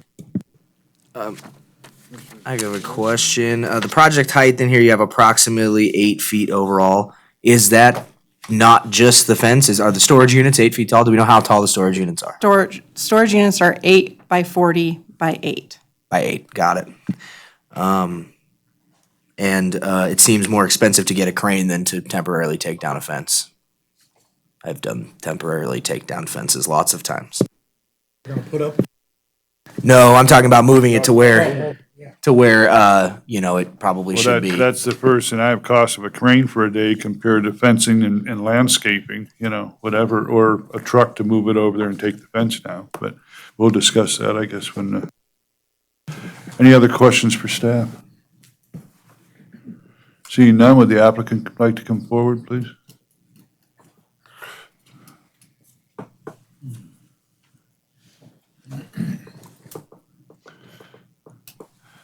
Mark Johnson, Carson City Schools.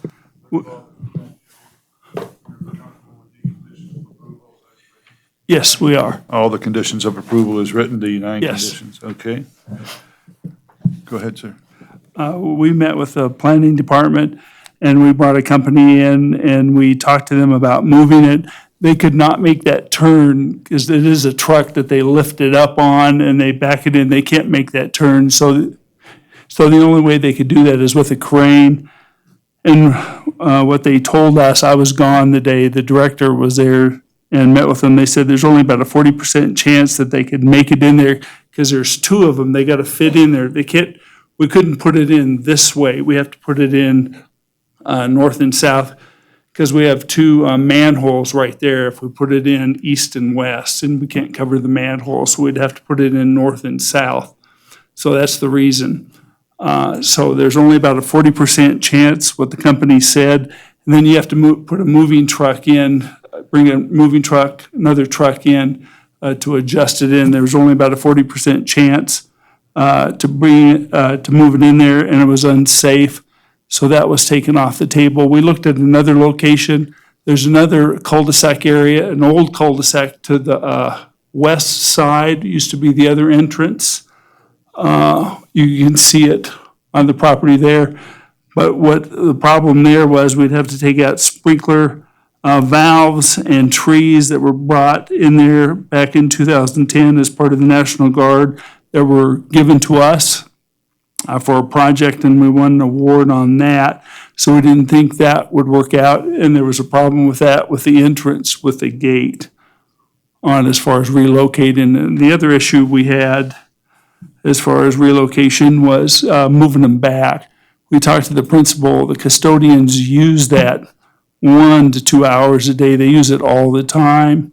And the director told me as we're passing it, he's not here tonight, we're representing them, that they use that all the time. And it's not an issue of just grabbing a golf cart or a pickup. For them in the winter, they'd have to go back to transportation, borrow a 4-wheel drive to get up there. So they'd probably have to use 1 to 2 hours of travel time going back and forth, back and forth. They use that storage unit daily, hourly, all taking time. So it would be inconvenient to go back and forth to the track. So we would agree with the recommendation to keep those storage units there, put the fencing up, put the slats in, and put the landscaping up to help cover that. We have a precedent there, as I brought up to the planning department. If you could bring the other slide back up, the alternate 2. In that area, I pointed out, we have our 20-yard storage unit, trash container. That's exactly what we did there. We put a 6-foot chain link fence with the slats there, and Heather didn't even notice that it was there, and I pointed that out to her. Which is right next to that area. Obviously, there's storage issues at the school, and I'm watching Fremont and the other schools adding on and stuff. It's too bad they can't get you some more storage area or whatever. That brings up the other point, and if and when, which is going to bring up the other thing, the cost of replacing about 1,000 square foot of storage and adding on to brick and mortar, that's going to cost us about $250,000 to $300,000. I'm the one responsible for that. Fremont and Mark Twain going on right now. We'll probably be coming back before you eventually here at Eagle Valley to add on, and we can hopefully add on some storage. And we've added on over at Mark Twain and Fremont just a little bit. Right now, the concern we have, and as we bring up, and every time you hear a development coming up, you hear a complaint coming from that side, from our side, about our schools. We're at capacity at every one of our schools, and our priority is students and getting classrooms in at work capacity, every one of those. And our priority is to put students in and not storage. And if we have a choice to build a classroom over storage, we'll build the classroom first, just because of money. Well, and I appreciate you've made great efforts to get the safety entries and get rid of the modulars wherever you can, et cetera. And you're right, the students are more important than storage. It's just difficulty It's of tough. being a good neighbor with, a couple big metal containers out there. And we feel that to help that, if it's an eyesore to some of our neighbors, we'd like to put the fence up and we'd like to put the slats in, and we'd like to, if you look at the picture that the neighbor put, and you can see that it blocks his view of the school. We want him to look at our school. We think it's a good-looking school.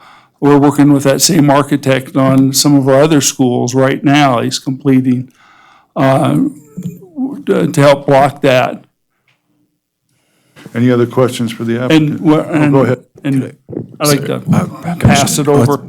Thank you, Commissioner Sadler. Andrew Feeling, Director of Fiscal Services for the school district. Just quickly, I appreciate you bringing up the idea of us, wanting to be a good neighbor. Historically, I believe we have been a good neighbor to those around the schools in the district, specifically Eagle Valley.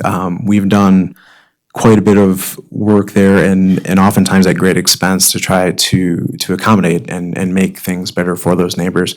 Some years ago, we put in solar panels, and when those were put in, there was a lot of community, those living in that area that didn't like the initial ideas of where that would be put, and at the district's expense of an additional $300,000, those were moved to a different area within Eagle Valley so that they weren't in such sight of those neighbors. We've worked to clear sagebrush near neighbors' fences on Buzzy's Ranch. Even one neighbor asking our workers if they wouldn't mind coming onto her side of the fence to help clean up sagebrush, which they did. They agreed to do. We've had concerns about the lighting at Eagle Valley, and many things have happened with the lighting to try to reduce the glare that may be going at specific homes out there, putting slatting and fencing so that in the morning when cars are pulling in, their headlights aren't going at the houses as they're pulling into their parking lots. So I want to make sure that everyone understands we've done quite a bit to be a good neighbor in those areas. And as far as the portables, I feel like everyone within the district and likely the community views any portable classroom building, portable building as a bit of an eyesore. I mean, it's certainly not what we want. The district has made a great effort in the last 15 years, 12 years, since 2007. We had 31 portable buildings in the district back in 2007. That square footage is effectively Fritch Elementary School. There's a lot of portables, and at this point, we're down to 4. We're really working, trying to reduce that. Within 2 years, it may be 0. That's ultimately the goal. So, thank you. I'm sorry, And I appreciate that as well. It's just, if I live on Seeger's parking lot, and if somebody dumped 2 of those outside my backyard, I probably, but you fence them, you do what you can, and hopefully we can mitigate and make it work. Yours. So you're down to 4 portables, these 3 included? No. Or you're talking something completely different than what we're talking about? Classrooms. My apologies. Got it. Yeah, Understood. portable classrooms. Sorry. Yeah, my apologies. So there's all sorts of different stuff out there. I think the good neighbor part is the most important, and we do appreciate that you do a lot over at Eagle Valley to mitigate the potential bothersome stuff about the neighbors. So we just don't want to forget about these 2 just because of all the other really great things you guys have done. That being said, I think I'm a little disappointed. I think probably a little bit more effort could have been put in to find a different place. You guys got a large piece of property, but if the fence covers the storage containers, shields them from view from the neighbors, obviously it's not going to go around the entire thing. With the dense vegetation that is suggested, I think that is at least something that will not affect, you know, the property value of the neighbors and stuff, and it is a mitigation thing like the chairperson was talking about, so that's it for the record, thank you. Well, and it's either basically you're looking, if you didn't fence it, you're looking at a tan storage unit. And instead, you'll be looking at a fence with slats, but at least that way, then there'll be stuff breaking it up with, there's already trees pretty much covering high on it. And hopefully whatever you plant there will help, you know, break up the appearance. And this will proceed around enough that none of the neighbors are basically looking at the opening of the storage unit. And the landscaping, as we talked to the planning department, is to soften that whole area. And as you can see, it has landscaping around there. And depending on what time of year, it's bigger than others. And depending on what we plant, we can make it better than that. But it would soften that up. Again, like we were talking on the last issue, maybe use a few evergreens, whatever, so at least there's always some color along there, a little bit splashed. I don't want to repeat the last one. I hope my wife's still at home. Yeah, I told my wife I'd bring dinner home. I think it'll be breakfast. But anyway, any other questions for the applicant? I got a question, Commissioner Wiggins, for the record. What is the cost for this fence and the additional landscaping to the district?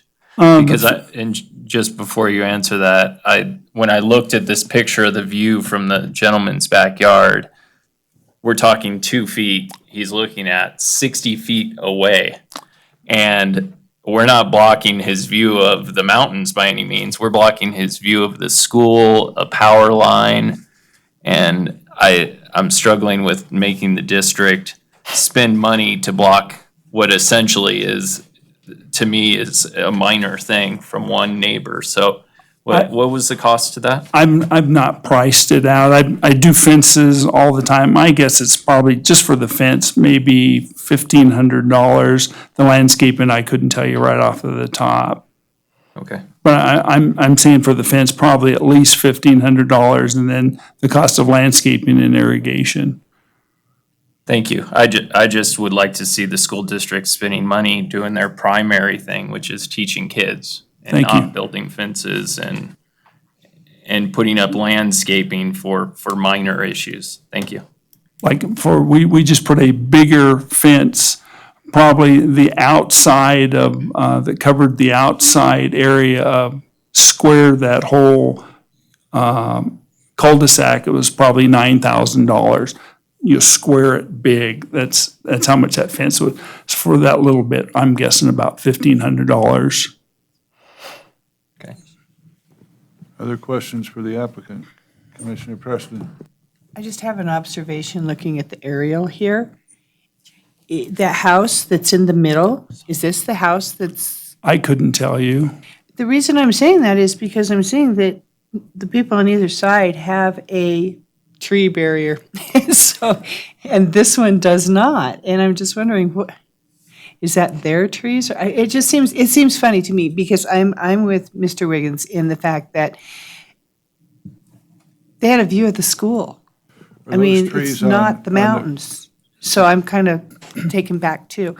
Because again, this is money that could be spent towards our kids and towards something else rather than screening a container. Are those trees on the owner's property, or is that along the edge of the school property? We could soften that whole thing then maybe by just putting the two containers. If you look at that picture, those two containers together then.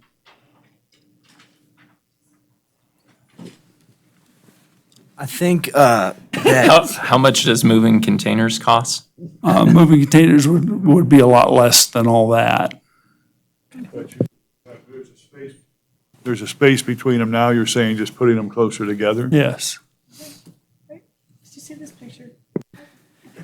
Yeah, I think we're all looking at the picture, and you're not seeing as much of the storage units as one would expect, given the brevity of the emails. However, they're unfinished temporary structures. They're not. That school's a beautiful school. They don't look as good as the wall of that school. So while I agree with you that I don't know that I would have written the planning department over it, I also agree with sort of the sentiment that the chairperson said, that I wouldn't be happy if someone dropped those in my backyard, even if I'm only seeing the top 2 feet of them, especially when they were put there, in violation of a special use permit. That's my 2 cents on that. Well, and a little history on that, as we're all aware, is they originally 2 were approved down by the track. They were used for track. The one was left after construction a number of years ago. Don't know whether it was never approved, and then they got the one moved and then the others there. So anyway, that's what brought it all up, is when it went from 1 to 2.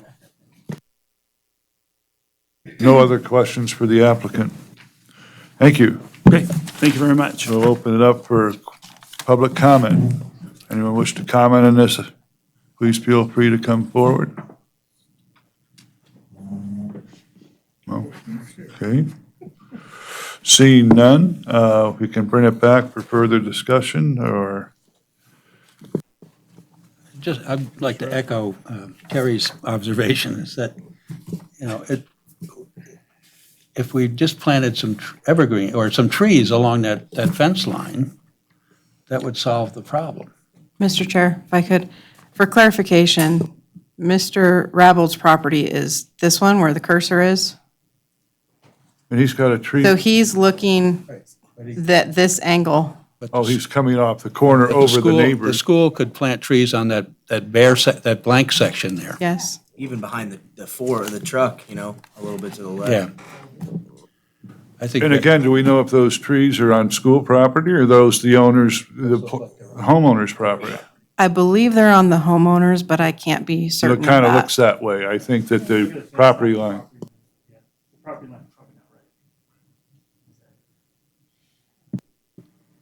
I think for the record that everyone's ideas are great, but I think that we have a solution in front of us. And I think planting trees is not cheap either. And I don't think leaving it the way it is or scooting them closer together is acceptable. I think the fencing at least, and then some softening landscape possibly. That's what they're offering, and that's a solution, so. I will make a motion. Commissioner Doris, for the record, I move to approve SUP-16-048-1 based on the findings and subject to the conditions of approval contained in the staff report. A second. We have a motion by Commissioner Doors and a second by Commissioner Eschwein. All in favor, signify by saying aye. Aye. Opposed? Nay. Based on condition 4, overburdening public services, especially schools, things like this. Thank you, Commissioner Wiggins. Motion carries 6-1.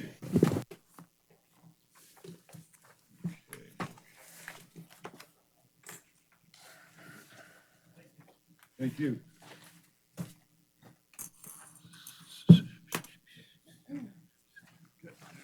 This is pretty snappy.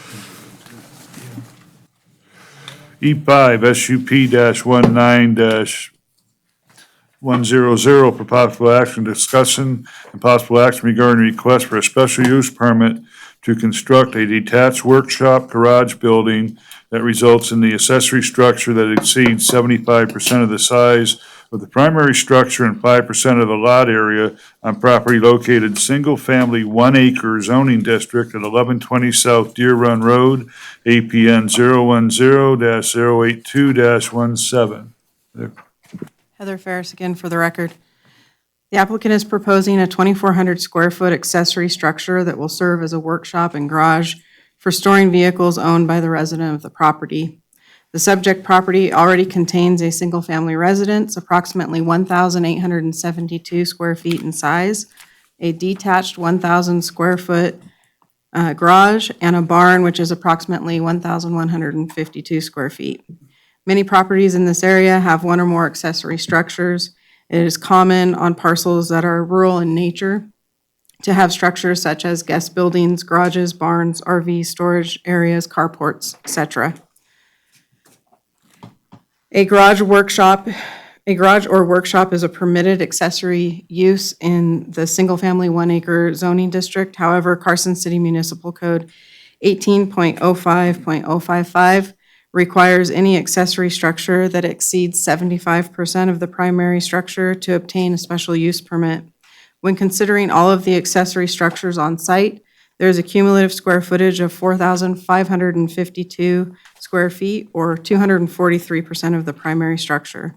Additionally, 18.05.055 requires a special use permit if the cumulative square footage of the accessory structures exceeds 5% of the parcel size. The cumulative square footage of the accessory structures is 7.75% of the parcel size. While the square footage of the accessory structures will result in square footages above the maximum outlined in the municipal code, the size of the structures in relation to the size of the parcel are in keeping with the rural character of the area. As you know, there are 7 findings of fact that the Planning Commission must make in the affirmative in order to approve a special use permit. Staff has made all 7 findings in the affirmative and is recommending approval, subject to 8 conditions of approval that are outlined in your staff report. We have received 2 email correspondence from surrounding property owners. You should have those as late material. Both indicate no objection to the request. The applicant, Dale Finley, is here and may wish to address the Planning Commission, and I'm available for questions. Any questions for staff? Seeing none, would the applicant like to come forward?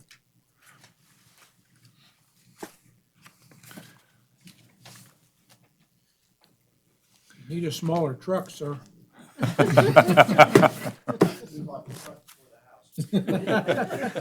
Just hit the button and when it goes green, you're good. Would you state your name for the record for us, sir? Dale Finley, applicant. First of all, sir, do you accept the recommendation, conditions of approval staff has made? Yes, sir. Okay. Anything you would like to add to her presentation or comments? No, I think it was wonderful. No. Okay. Any questions for the applicant? Already made mine. Okay. Great. For the record, I think a smaller truck is a worse option than building the shop. So the bigger the truck, the better, in my opinion. This is quite a popular, we've had quite a few of these, especially out in that area. That's why you buy out there in the little 1 acre, 5 acre stuff, so you can do what you want on your. You read my mind. That's exactly why we bought the lot out so you- there. Yeah. So you can do what you want on your property and be able to continue. Yeah, and one of my big hobbies is working on cars, and I really don't like to have cars sitting around on lots out in the open aesthetically. And some of my cars are in good shape, some of them aren't, and I'd rather have them inside where I don't want to see them and my neighbors don't either, so that's the. And as she mentioned, there's 2 letters of support obviously from your neighbors that are fine with what's going on. Yeah. See no other questions? Thank you, sir. Thanks for coming forward. Thank you. Thank you. And we'll open any public comment on this item. See none, we'll bring it back for discussion or a motion. Mr. Chairman, I'll make a motion. Go ahead, sir. I move to approve SUP 19-100 based on the findings and subject to the conditions of approval contained in the staff report. We have a motion. Do we have a second? Commissioner Eswine, second. All in favor? Aye. Opposed? Thank you, sir. Passes 7-0.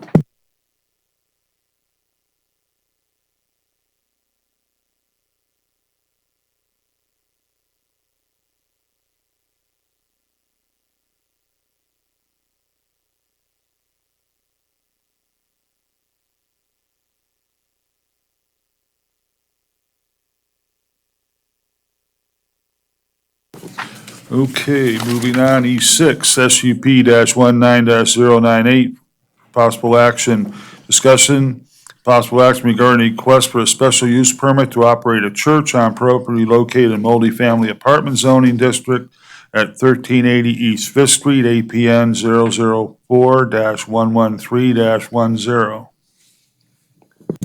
Thank you. Heather Ferris again for the record. The applicant is proposing to utilize the former Eagles Lodge for a church. The site is located on the north side of East Fifth Street, approximately 550 feet west of South Solomon Road. The area is characterized by a mix of residential and commercial uses. The church would be the primary use, however, there will be other ancillary uses that are traditionally associated with a church use, such as Bible study, youth group, food and clothing distribution, angel tree, and Toys for Tots collection. There's a full list of anticipated ancillary uses included in the packet. The church is proposing to meet the parking requirement by providing 98 parking spaces on site. The required parking ratio is 1 space for every 3 fixed seats or every 10 feet of bench, which results in 67 required spaces.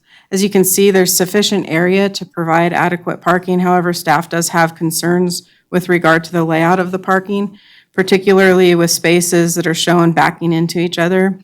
So staff is recommending a condition requiring the applicant to provide a detailed parking plan that meets the city's standard detail within 15 days of approval of the special use permit, and to stripe the parking lot within 45 days of approval. Additionally, the applicant will be required to install a 6-foot solid fence along the eastern property boundary in order to provide adequate screening from headlights for the adjacent property, which is a condo complex. There are no proposed exterior modifications, with the exception of an addition of a covered entryway to the main entrance on the east side of the building, which is shown at the bottom of the screen here. A church is a conditional use in the multifamily apartment zoning district and therefore requires approval of a special use permit prior to commencing use. As you know, there are 7 findings of fact. It must be made in the affirmative. Staff has made all 7 findings and is recommending approval subject to 8 conditions of approval outlined in the staff report. We did receive 1 comment letter at the beginning of the meeting, which I've provided to you. That letter is in favor of the church. The applicant, Jeremy Tuttle, is here and may wish to address the Planning Commission, and I'm available for questions. Any questions for staff?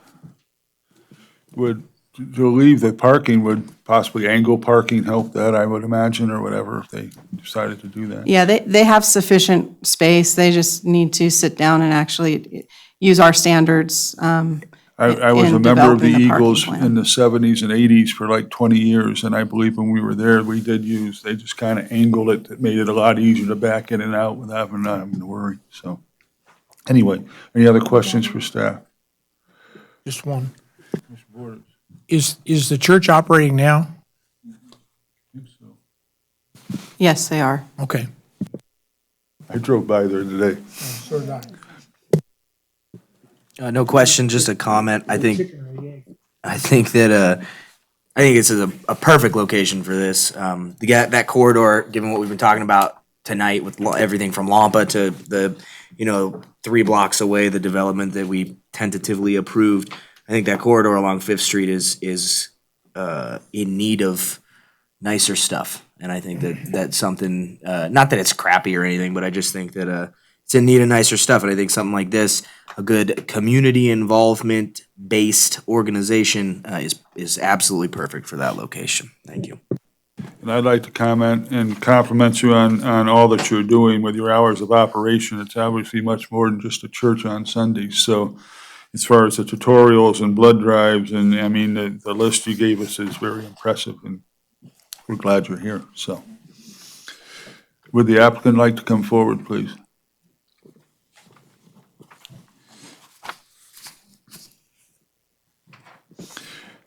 And state your name for the record, sir. Jeremy Tuttle, the applicant. Any, first of all, sir, do you recommend conditions of approval, the 8 conditions, you're fine with those? I do have questions of clarification. We are fine with those. I just, the sidewalk and gutter, we just need, we have no problem fixing all of that. I just don't know if can I come to you guys next week and get that clarification, or is that something we do here? You can work with Stephen on that. Perfect. Yeah. Then no, we don't have any. And with the modification as far as coming back or working on the parking? Absolutely. No, I mean, like, we have 98 spots in that parking plan, and we don't need nearly that many, so that the center row can almost go. All right. Super. Anything you'd like to add to her presentation? No, other than, so if you don't want to bring your wife lunch instead of breakfast, there are people to speak for it, but they don't need to.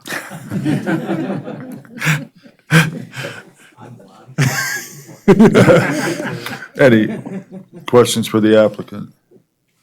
None. Seeing none? Okay, thank you, sir. Thank you. Public comment on this item. At this point, would anyone like to come forward and make public comment on the item? Otherwise, How about a thumbs up? otherwise, we'll bring it back for discussion or a motion, and I'll be glad to make a motion on this. Mr. Having Chairman, been an ex-Eagle, go ahead, before you sir. do that, I have a question. You said that they have to come back with a new parking plan. Do we need to put that in a condition, or is It that? is in the conditions. Is it? It is condition number 5. Parking must be Okay, okay, provided okay. ratio I'm one sorry. every I 3 seats. apologize. Okay. Sorry, JJ Tuttle again. Jeremy, with the contingency coming back, are we able to pull building permits in that time before we come back? Because we're looking to remodel some stuff and just wondering timeline with that. So you could submit the parking plan as part of the building permit. Perfect, thank you. Again, I'll be happy to make a motion. I move to approve SUP-19-098 based on the findings and subjects to the conditions of approval contained in the staff report. Second? Second. Commissioner Eswine seconds. All in favor? Aye. Opposed? None? Welcome. Good luck.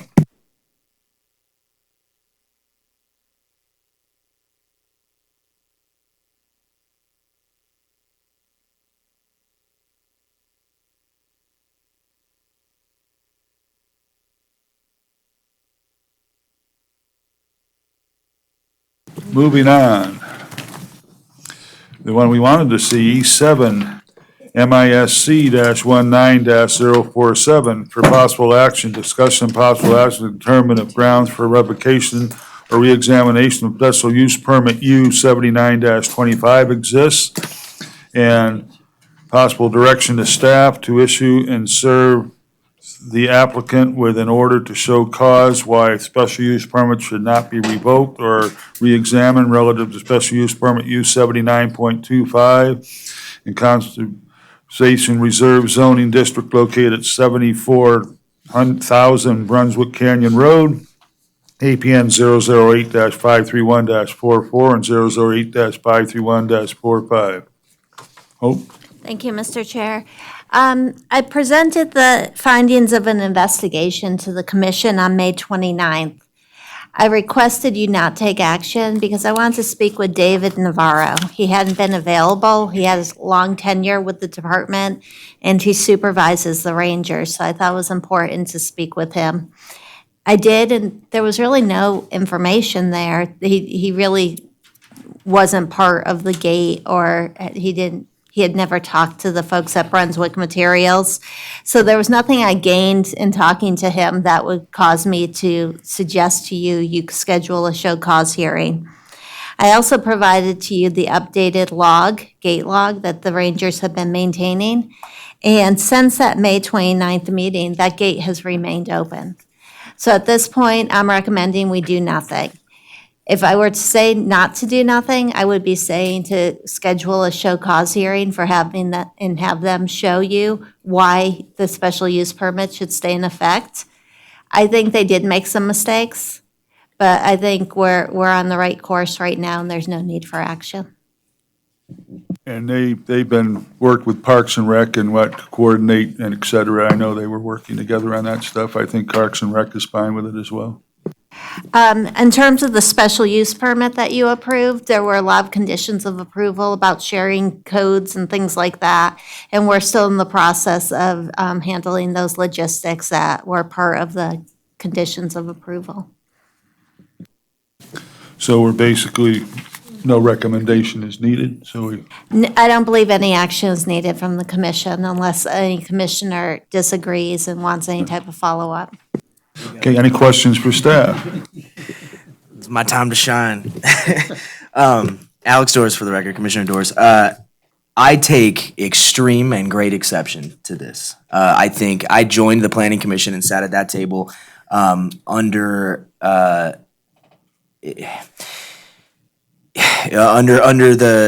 belief system of mine that open space is the number one most important thing to Nevadans. This gate was erected in violation of a special use permit. Yes, it was. It was erected in violation of the special use permit from December 27th, 1979. It is been used in further violations of that special use permit. Not since we forced them to come here, but I find it to be just not okay. And in my capacity as a citizen and a business owner here in town, I've spoken to, as you can tell, I'm passionate about this subject. I've spoken to a lot of people. I have not had one person say anything other than get rid of the gate. No citizen of this city wants the gate there, except the only person I've heard say that there's any reason for it is the Parks Department, who's used it once in 40 years. Once. And they didn't even use it. It was the mine closed it in response to their trenching of our trails. They trenched a trail, made it unsafe to try to make it more safe, is what they say. And then they closed the gate to keep the people away from it. The Parks Department, that's the one time that for safety that gate has been used in 40 years. There's no problem blocking that road off with sandbags and signs. No one can track down who approved it because it was never approved. It seems a little shady, the fact that how it got put up there to begin with. Who built it? Who built it, where it came from. So I personally, I find, I think there should be a show cause hearing, and I think that I take that strong stance not only because of personal belief, but because I have reached out to over a dozen members of the community, and no one likes it. And they affected members of this community's lives when when that trail was closed, which was obviously in violation of the special use permit. I don't think they have a right to do that per the special use permit. If they want, they're not putting it up there for safety. Let's put that out there. They're putting it up there as a protectant for their business, which is fenced off, and they can add further security per the special use permit if they want to do that. I think they have no right to have a gate there. It's not operated by the city, regardless of it being on a timer and a Knox box and all that. It is operated by the owners of a property, and I take great exception to that. So this commissioner personally thinks that due to the importance of open space in Nevada and the fact that the misrepresentation of the interest of public safety by this company being the reason for this gate, I think we should schedule a show cause hearing for this particular matter. I just want to add to that the Parks and Rec, the owner's property is not fenced all the way. There's no way. He'd have to go miles to fence his whole property. Also, in the Parks and Rec, Jennifer Budge from Parks and Rec said they wanted to work with their people because they want to protect their property behind his property. So there are times they may want to close that gate or have it closed at night so people aren't out there partying and whatever. So that very well may be, but considering that the Parks Department at no time in the last 40 years, it'll be 40 years in December, so 39 years, at no time have they needed a gate there. None. There was one instance where she said, yeah, we had closed it and it kept safety, but that was after the company themselves trenched without permission. And so, yeah, great, it can be used, but I think it fundamentally goes against what Nevadans stand for, which is, I mean, that's what we're proud of, is open space. This is not, there's a sign there, from dusk till dawn. That limits the culpability of the city. Beyond that, what they're doing is trying to protect their property, not their property, their assets, which can be fenced in full. Just to add on, so unfortunately, Commissioner Doors wasn't at the last meeting at which the Planning Commission approved the special use permit to close the gate, to allow it to be locked at night. That was 2 meetings ago, and I was there. Two meetings ago. And I voted Okay. against it. Okay. So they do have a special use permit that allows the fence to be there and allows it to be fenced at night. And the Parks and Rec Department wants this gate closed at night to limit public access. You may have an issue with that, but that's factual. At this point, And maybe it's something to take up with the Parks and Rec Commission about how they manage access to their open space. So I'm not sure what your end game, what your end would be of bringing them for show cause that they did something wrong. They're, to revoke, are we going to stop are we going to stop their operation, take the special use permit away because of that violation and still have the gate there? So No. it seems that you don't want the gate, but, and I don't think this is the venue and the process to get the gate removed. And the gate was there when they bought the property. That very well may be, but Yeah, I mean, I don't know if the timing The of that. current but owners, yeah. Okay, they bought it with that, okay. the end But game would be, I don't think this is the venue to stop the closure of the gate for after dark. Could we get an update on their progress in meeting the requirements of the special use permit?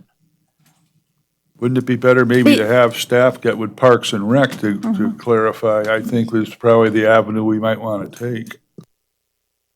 Certainly, what we can do is I'm asking, it's my recommendation that you not take an action. And I appreciate everything Commissioner Doris had to say. But we are where we are. And I believe they did make some bad mistakes, but I think they've corrected those and they now have permission to close the gate. Having said that, in response to Commissioner Wiggins' question, I think what we can do is schedule this again for an update, and I'll give you a report on where they are in terms of meeting the conditions of the special use permit. And we'll also keep the log going so you can have an update on the log. am I to understand that due to the approval of the special use permit 2 months ago, that a show cause hearing would be essentially pointless? No, the point of a show cause hearing is you have an applicant who isn't complying with the conditions of approval. Those conditions of approval have changed. They now have permission to close the gate at dawn at dusk, but they can't do it quite yet because the conditions of approval have not been met yet. They have to grant the easement for the effluent pipe and some other items. They have to share the gate codes with different city agencies. Those things have not occurred yet. So we need that to occur before they can close the gate. But once those conditions are met, they may close the gate, and there were specific hours put in, recommended by the Parks and Rec director. So at that point, if they're complying with that approval, then they're complying with it in the fact that they were closing the gate all weekend. So you never approved anything. That SUP would not allow the gate to be closed all weekend. So, yeah, and to tail onto that, it's not meaningless or impossible, but I think you'd have to look at is taking away their special use permit, their business, is the weight of that. I don't think the end goal Because would that's be what to your option, I revoke mean, it's not, we don't have the ability to issue fines, we don't have those types of penalties, it's gonna be, are you gonna take away their special use permit is what the show cause, to revoke. Well, suspend the special I have a feeling when a business has said, hey, remove the gate or we will revoke a special use permit, I think the choice would be to remove the gate.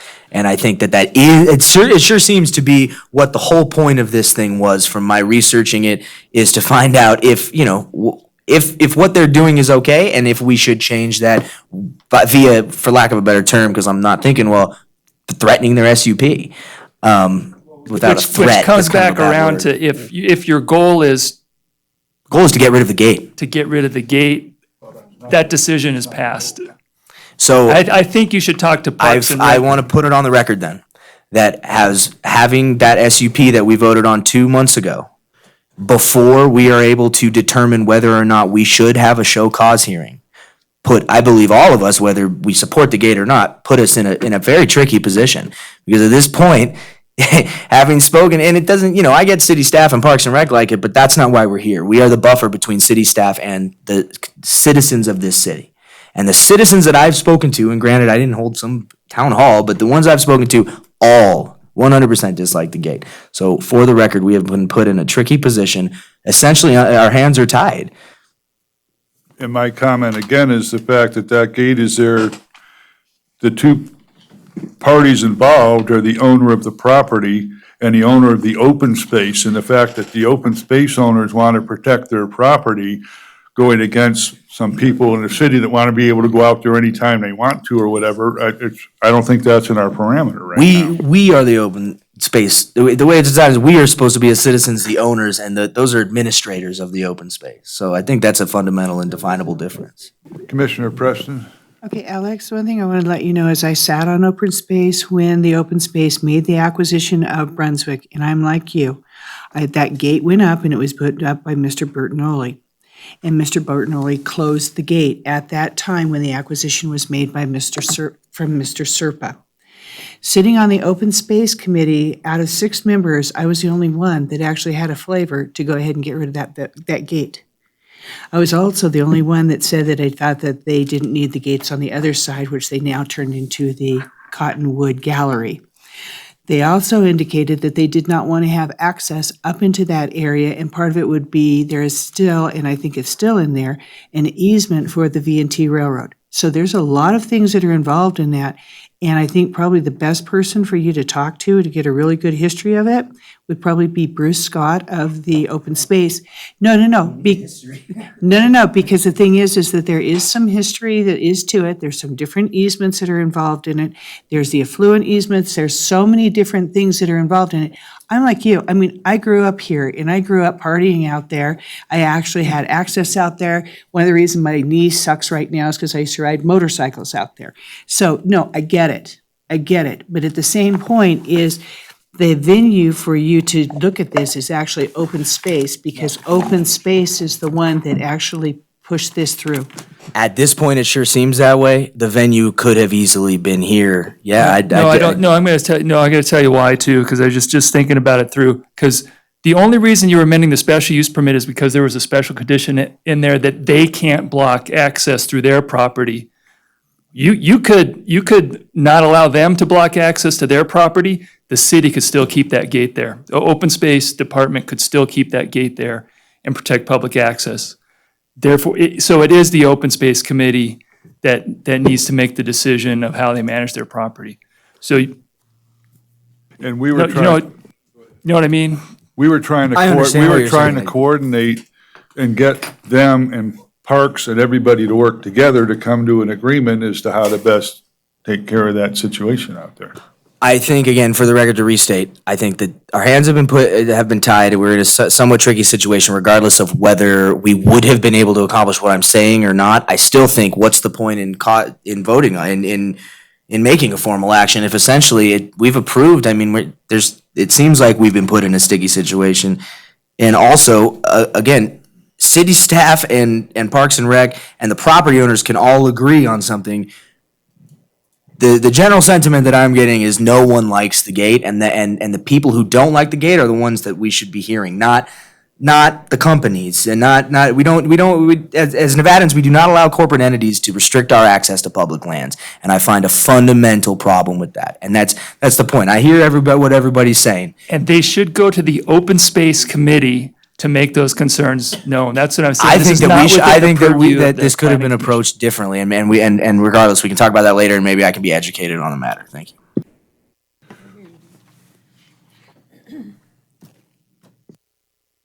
So we are taking no action on this item. Moving on. Staff reports.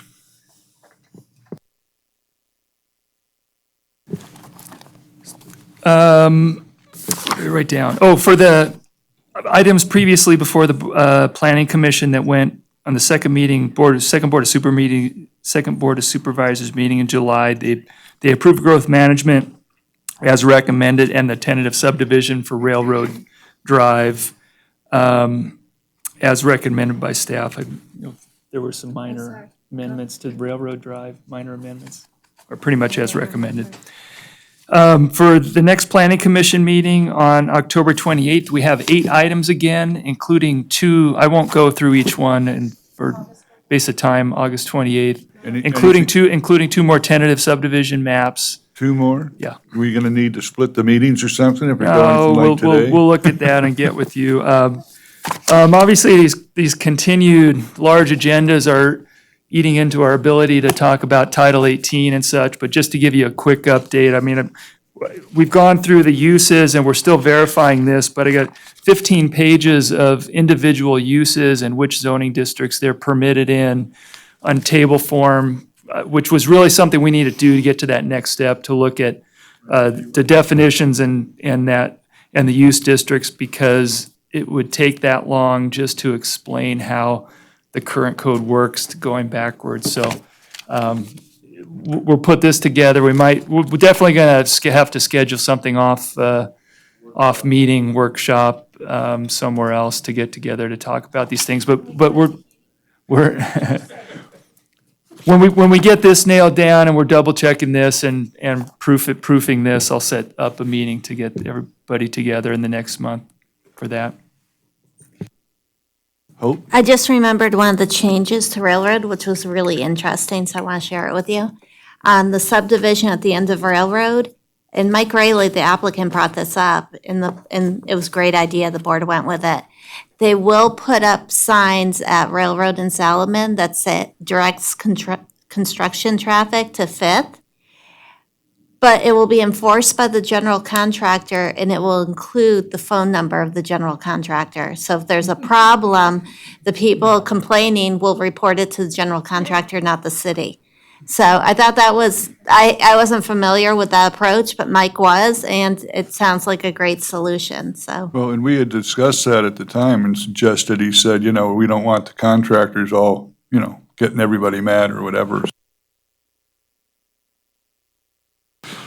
Commission reports or comments? Oh, go ahead. Can we have some kind of report on the opportunity zone?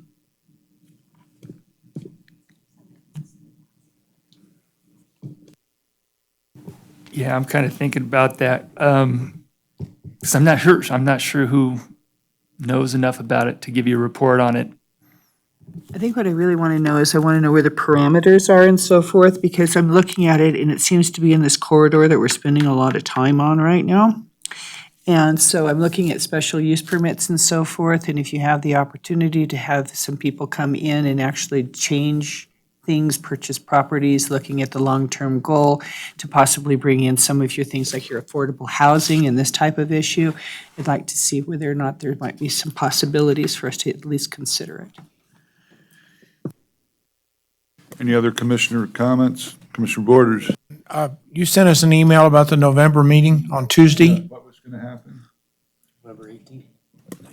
19th, November, on Tuesday the 19th. It was on the calendar for the day before Thanksgiving, so it'll be the week before. On a Tuesday? On Tuesday. Same time? I don't think I yes. don't think it had a time. Yeah, it should be the same time. We have it reserved for a long period. Okay. So unless we have a lot of applications, which we usually don't for November, but Well, it should be the same time. I noticed it was on a Tuesday, but I And don't it's not a think, day meeting, so yeah, the plan is to do it in the evening. I same don't time. think it had a time on it. That's Yeah. why I was That's why I curious. was curious too. Okay. That's Other it. commissioner comments? Public comment? Seeing none? Possible action adjournment? We're adjourned.